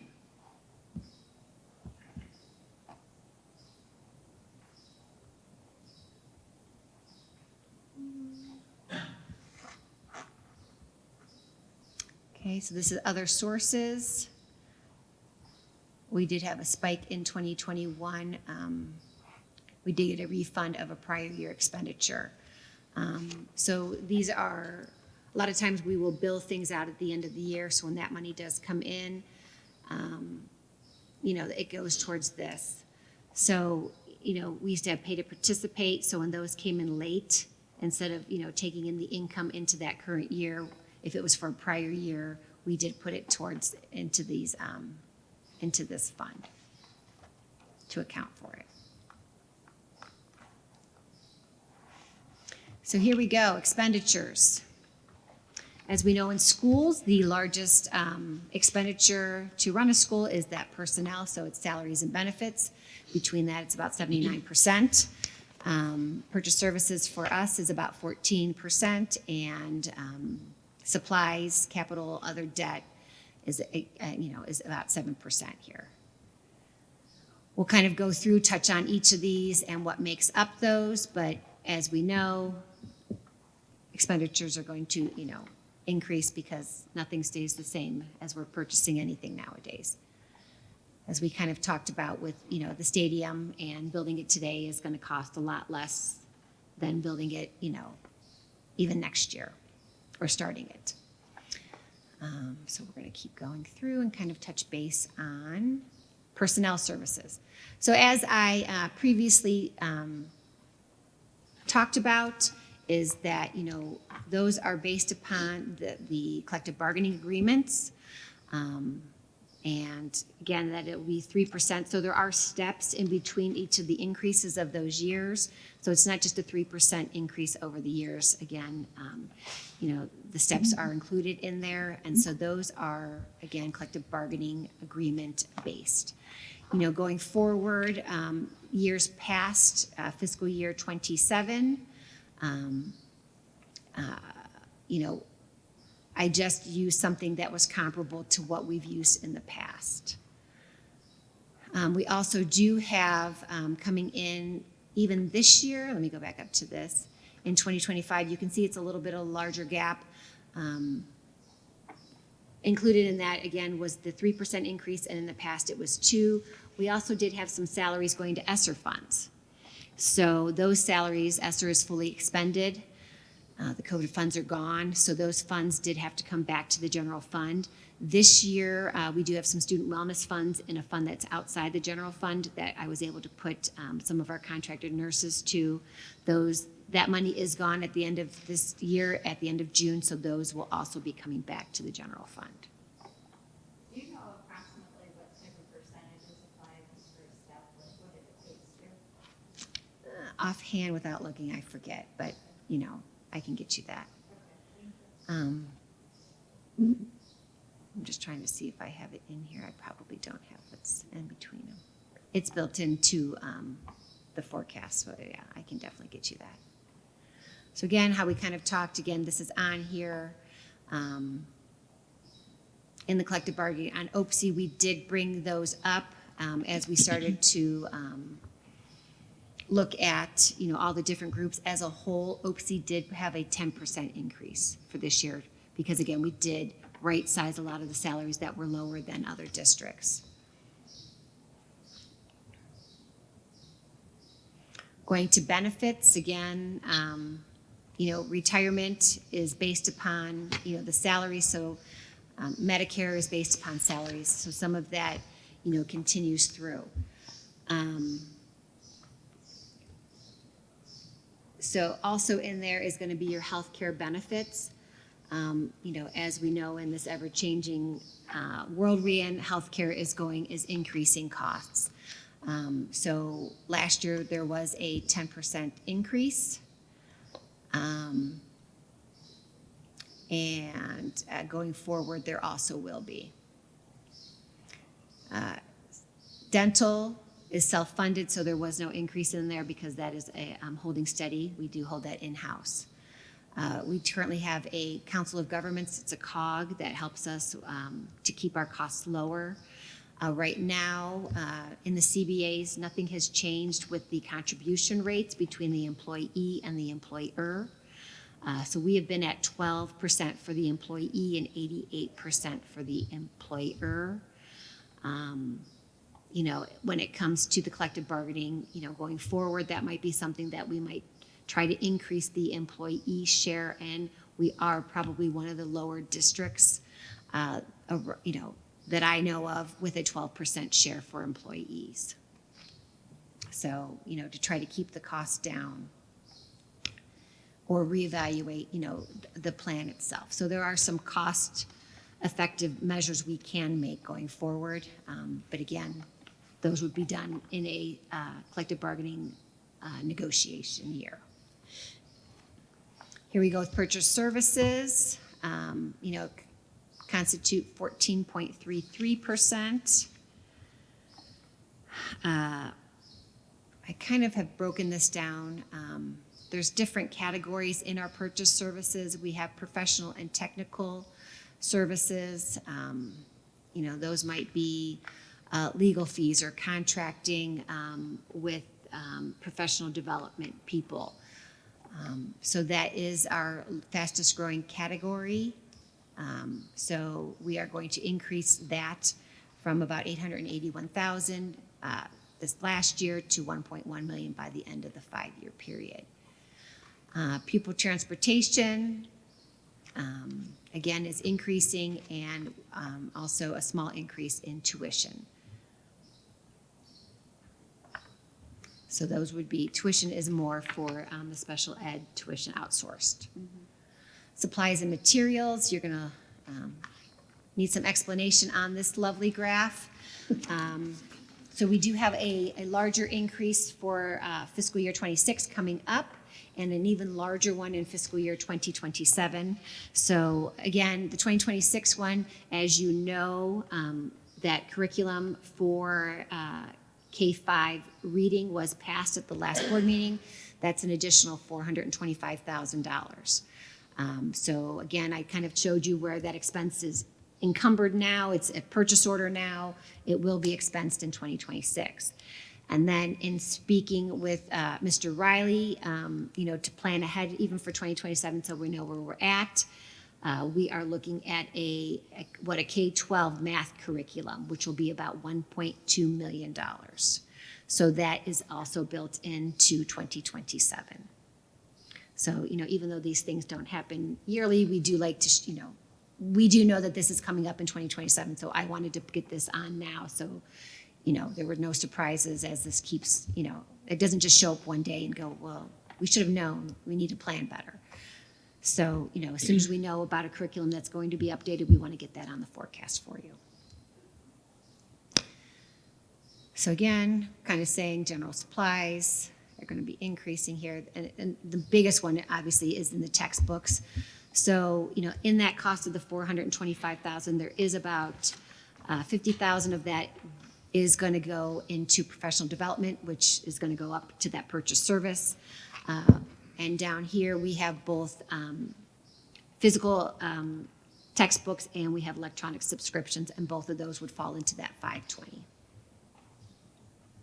And then, we do build in the fuel costs just to increase 3.5% annually. Things like computers that were previously funded through ESSER funds will now come back to the general fund.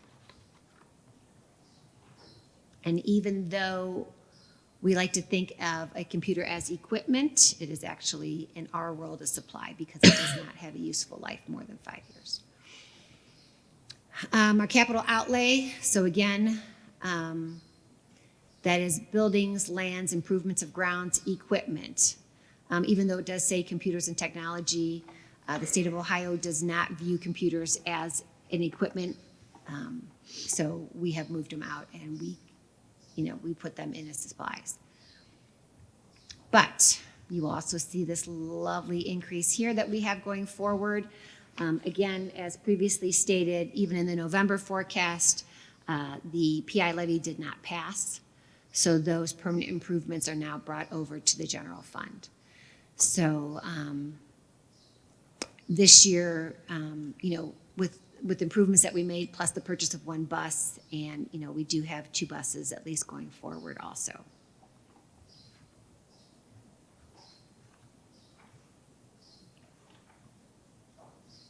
Okay. So again, it is written in there, to maintain the fleet for future years, we will be doing this. Now there's only a few minor, we don't have any, skip this one for you. Just a few little extra things, other objects. These are fees that we get. The county auditor does nicely collect all of our money and give it to us, but of course that comes at a cost. And also same thing for the Department of Taxation for collecting our income tax. They get a nice little chunk.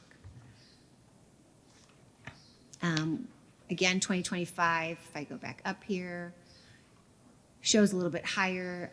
We did have a settlement agreement that we did have to pay on, and that's where that is expensed for the year. And then again, we are assuming a 3% increase in these costs. Go back up here.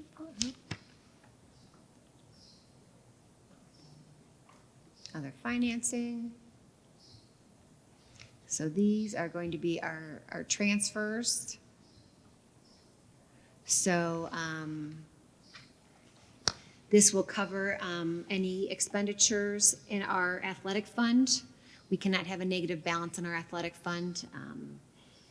And so what happens in June, once the expenditures for the year are done, we will transfer that money over to cover that. I know when I worked with Mrs. Crossley, at the beginning of the year, she knows, how much that we're planning on transferring over. And she does a wonderful job of keeping on budget. I think right now we're right on track to, on what this transfer amount will be. So I did not change it. So, as we have increasing costs, we know that she will have increasing costs and that we will have to, transfer more funds going forward.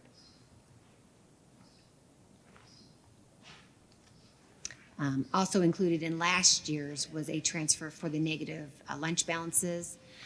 Since lunches are free, we should not have any lunch balances. I know Mrs. Papik has been, good on not letting your a la cartes go negative. So oh, that was scary. Oh, look at that.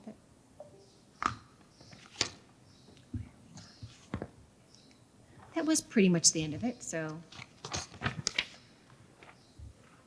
so this is the main page of what a forecast actually looks like. So it kind of outlines everything that I've gone over for each of the years. Kind of shows, all of our income. So as previously stated, we're at $30 million of income this year, and that does go down a little bit. Kind of covers where our expenditures are. Each year, again, just on one concise page. This kind of shows on that first page how we talked about, this year we are, we have an excess of $3.1 million, and starting next year we start to deficit spend and we're down from our carryover balance. So this is kind of what they look at today, which is our cash balance as of June 30th, no levies.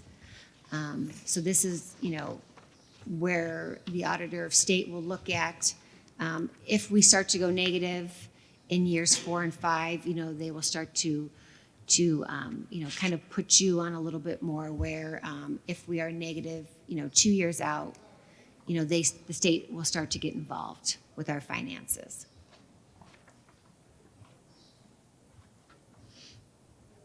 So again, it kind of, takes this down with our encumbrances, which means that, again, this is just money that we have set aside, that we have an expense that's going to cover it. It is already accounted for funds. And then here is where we start to, would be the first little bit that we would get if that levy would pass. If we put on the exact same levy, the 1.25 going forward. Again, this looks a little bit lower on the end because of the funding formulas that is being forecasted. So I think we'll get a truer, clearer picture once the budget bill is passed. So you can come and listen again to an updated version, when we know. So that's where we're at today. It's a lot of information. The graphs do make it I think a lot easier to read each section, and kind of with the assumptions on what's going into each section. But do we have any questions?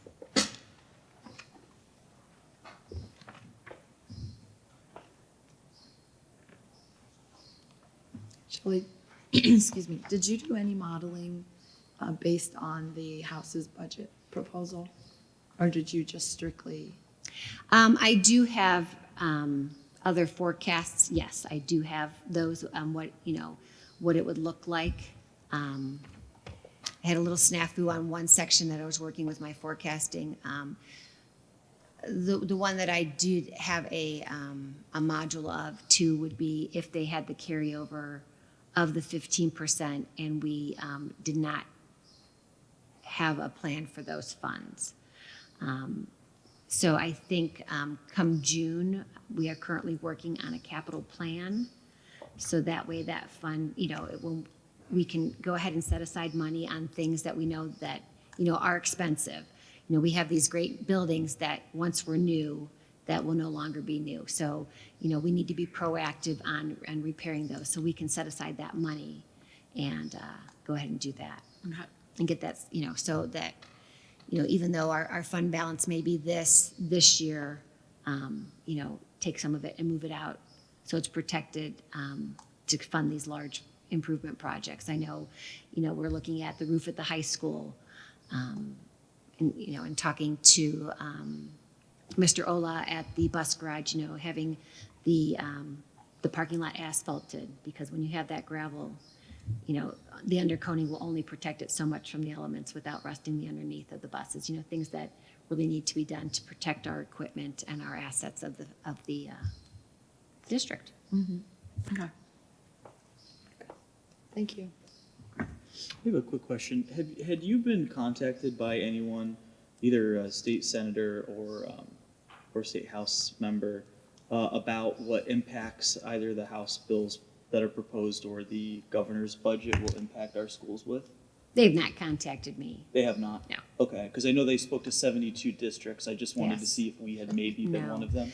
And again, there's so much unknown, especially, we are such a different district too, because we do, have this where if they would impose this cap, right? What happens now when, as the income tax levy falls off, and if it doesn't pass, right? Right. What happens? What's the yo-yo effect on the taxpayers? So, we're in a unique situation here too. Also, again, they are trying to do this cap, and I don't think it's going to go through at the 30%. But again, it's a scare tactic. We do pass this bond issuance, and we go out to get rated, right? The bond, Moody's and, Standard A&P, they don't want to see that we have 90 days cash on hand. I mean, that's not going to help our bond rating. So, for us, it's important, to have this nice balance so we can get that better bond rating and get better interest rates. I appreciate you very much. Thank you. You're welcome. Got an email that they're looking for people to go testify. Yes. They are. Yeah, we did get that. Happens to be my first day of no school. Where are we going? Just saying. All right, any other We do need questions? a motion, I'm sorry. Yeah, that's all right. We didn't get a motion. We did not get a motion, no. Okay, I need a motion, please. So moved. Second. All right, roll call? Mrs. Ortiz? Yes. Mr. Pierson? Yes. Mrs. Cybulski? Yes. And Mrs. Krieg? Yes. Motion carries. All right, legislative report, Mr. Pierson. Awesome. I'm going to make this quick. I joked with President Craig here earlier and said I printed 14 pages, which I did, and then I summarized them to 3. But I'm just going to do us all a favor. There's really 2 big contentions right now. One is we have an agreed fair school funding, which you've heard. It was actually done by a Mr. Patterson. I cannot remember the second person's name. Cup Patterson. And Republican Bob Cupp, who actually came here and presented this to us not once but twice, a previous iteration of the board. And this is a bipartisan, agreed upon, very well thought out, well articulated plan. And what we're seeing now is there is a competing attempt at a bill that basically is saying if schools carry over a certain amount, which they're fighting over right now. So let's say that, let's say for instance, we had a carryover for decades with the 2006 finalization of our schools. If we had carried that, a multi-million dollars we kept on hand to improve over time this property, we would have to offhand that to the auditor. And this has a very significant impact for the taxpayer, which, as you've seen, creates a yo-yo effect, which basically throws it back to save us money on our property taxes, but at the cost of then we pick up the bill on everything else and we have to vote for a higher millage in the end. And the reason why a lot of people, and thankfully I've seen that a few treasurers that I've spoken to have not incorporated this into their forecast, is it looks like the bipartisan bill covers more ground and has been agreed upon to the point that a lot of people see the newer proposals, some of them even touted by some of our local representatives, as being just too radically changed too quickly. And with this June looming deadline, we don't know what the impact will be. The issue is it puts us in this huge limbo for any type of request that we'll have for funding in November. So it makes Shelley's job a lot harder. And at that point, it doesn't become a vice of politics, it becomes an issue with numbers, which I know that we all really love to talk about. So for the next few minutes, I was going to talk about interest rates. That was a joke. But what we are going to do is hope that, I really liked your guys' presentation for the athletics facility. I'm actually going to probably not talk about all of these wonderful circled bills, because one of them I think is just making a mandatory moment of silence in the morning.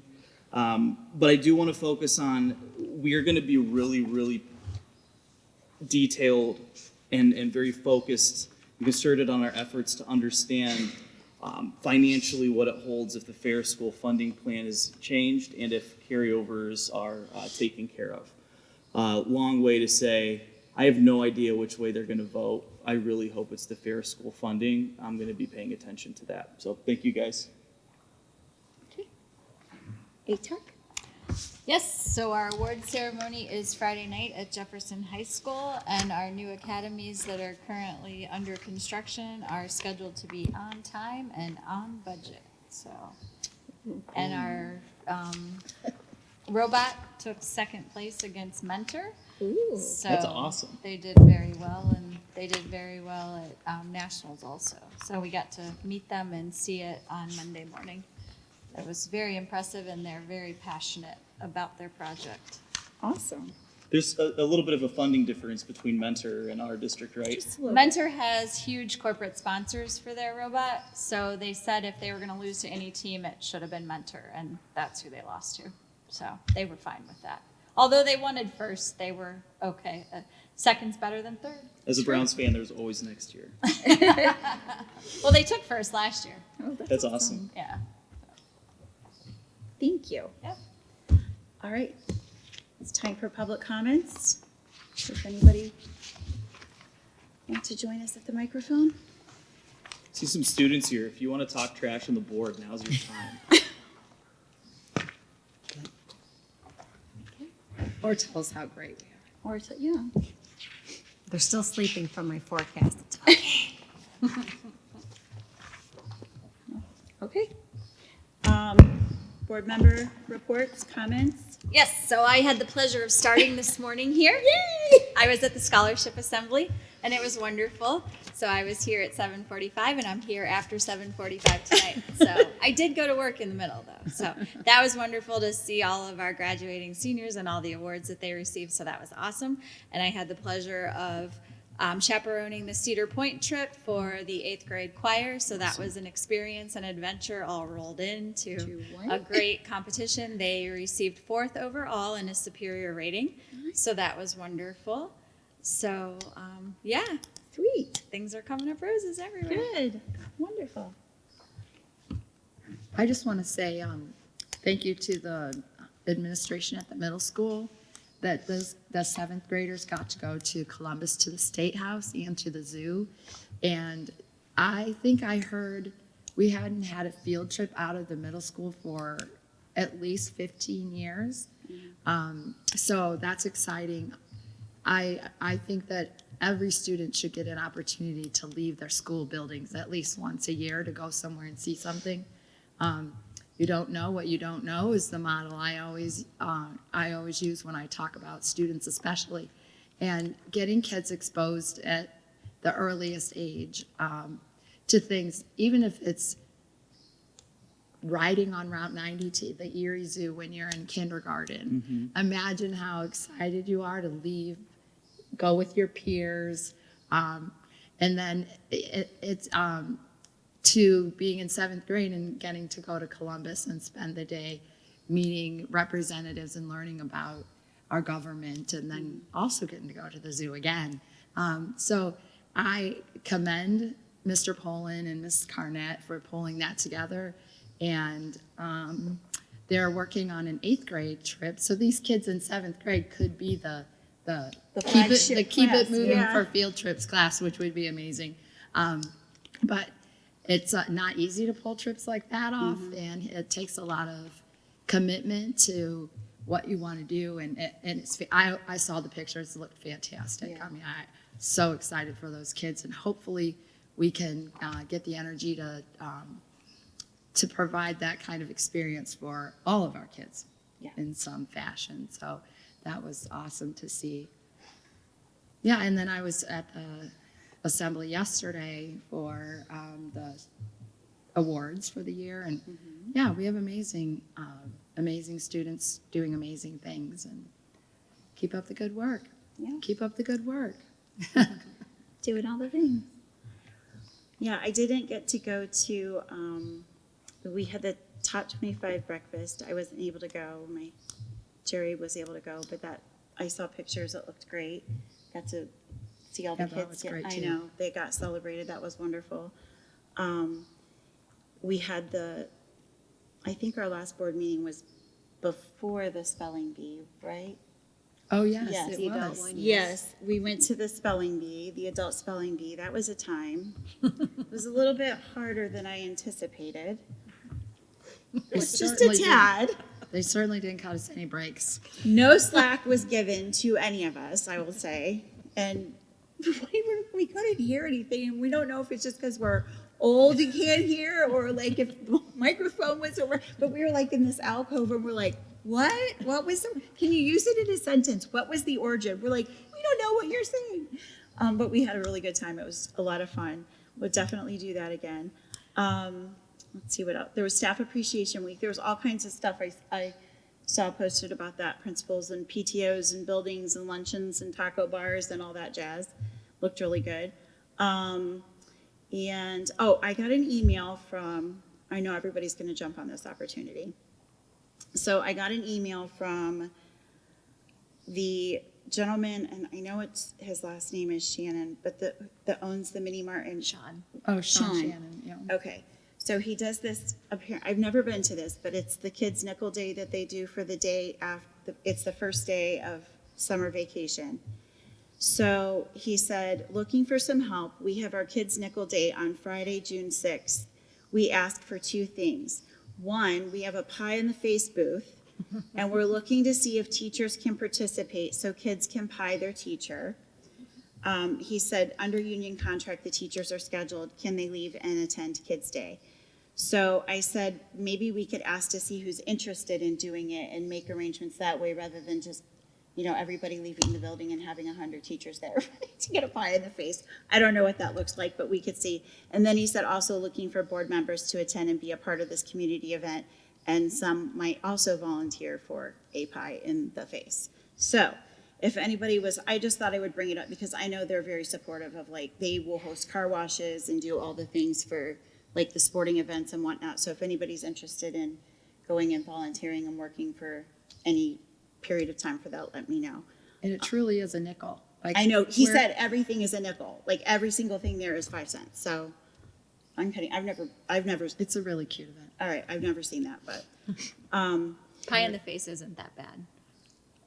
I remember. It's not that bad. All right, so there you go. It's not that bad. As Jerry sits there and says, wasn't that bad for him either, as he was the one that threw the pie in the face, so.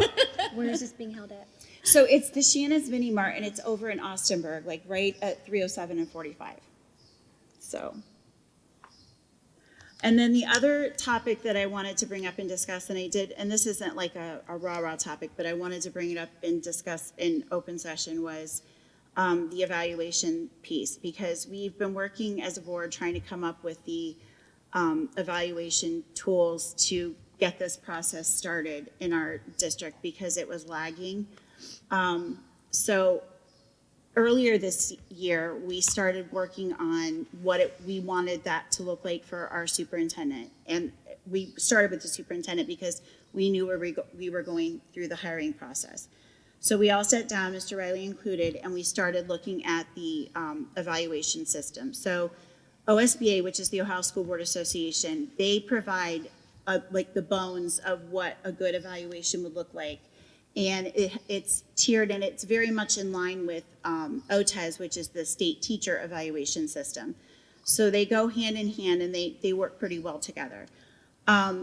So I reached out to OSBA because with Mr. Riley being in an interim position, we wanted to make sure that when we did this, it was appropriate to use the superintendent evaluation piece for him in the interim position. They said it was, but the caveat is that due to the fact that the piece wasn't started at the beginning of what would have been our school year, or his calendar year, which would have been in the end of July, because technically he would be August 1 to July 31st. The way that this would look you would have a formative piece that he would pick out some goals and we would map them out together with the board. Then we would do a mid-year assessment, and then we would do a summative assessment at the end of it. And it would be, like a rubric. You come together, have a conversation, and do that evaluative piece. Well, going back to when Dr. Treharn was here, and what we could dig up as far as what the evaluation tool looked like, it was simply a checklist of items. And we could not glean any type of quantitative data from any of that to either evaluate or write performance goals or do anything of that nature. So we really didn't have a lot to go from. So when we started this, we didn't have a piece to go from where Mr. Riley could start and say, these are the items that I'm going to work on, so that we could come together and have goals, then meet again mid-year, and then come together at the end of the year to see how he did with those goals. So although we have that piece in place now with Dr. Lombardo coming on board, and he's already has a 100-day plan and is working towards that, we still need to have something in place for Mr. Riley. So I reached out to OSBA because I wanted it to be appropriate for Mr. Riley, because it is not appropriate for him to have an evaluation that he didn't even get to choose goals for at the beginning of the term. So what they suggested was that we just go straight back to our board policy and pick those items that are in board policy and then create a rubric from there, which they are willing to help us do, and then do the evaluation from that piece forward. So when I asked them about this, I was going to discuss this in executive session, and they said, no, you should not do that. It should be discussed in open session. And they provided me with some legal documentation in court cases citing that unless you're talking about a specific discipline or an issue that is relevant to that employee, that all of that should be discussed in open session. So I wanted to share all that with everybody here. So that is what it's going, that summative piece for Mr. Riley will look like that, and as a board, we'll talk about it and create that document, and hopefully within the next 7 to 10 days, I can push that out so that we can talk about it in June and then finish it up in July so that we can transition into the next series with Dr. Lombardo. So I just wanted to share that with everybody. But I don't have anything else, unless anybody else has any questions about that.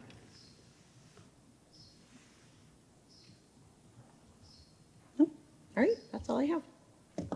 Really quickly, I just wanted to say I went to the middle school for career day. ATEC absolutely knocked it out of the park. It was actually really amazing. I was sharing a slot with a Mrs. Stalker who was just telling awesome stories about different procedures. I think that she administers anesthesia. There's a name for that, I can't say. But, you know, if someone could pronounce it, yeah, sure, that thing. Anesthesiologist. But it's really cool. It was really cool to get to meet those people. And it was also, I can't tell the community, there were people who had collegiate degrees. There were people that had master graduate degrees. And there were people there that were like, yeah, I really like construction, so I started this company. And that guy really won everyone over because he gave hats out, which is way cooler than what the rest of us did. But it was really cool seeing the 8th graders who took interest in it. It was also really funny to see the 8th graders that did not have any interest in it. Overall, it was entertaining. But it was nice to see because I remember I dreaded that when I was in 8th grade, and this was way better than what I've seen historically. And it was a huge group lift. I know I'd seen you there as well. But there were like very practical careers there from a host of different backgrounds, lots of parents. Is this the same thing as like the reality day that they do? There's a combination. Yeah, it's a combination. They mixed it, yes. And so to Mrs. Zapatelli, who came out from ATEC, you know, I really appreciate that. For our high school volunteers, who I had seen there as well, you guys did phenomenally. I really appreciate the group lift on that because it went quickly.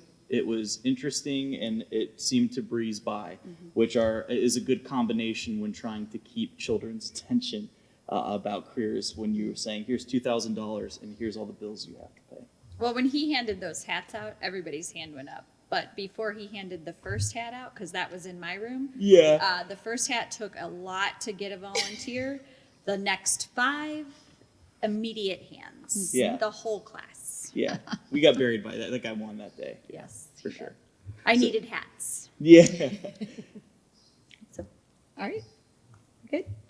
All right. The board will hold an executive session for the purpose of considering the appointment, employment, discipline, promotion, demotion, or compensation of a public employee or official, or the investigation of charges or complaints against a public employee or official. So need a motion? So moved.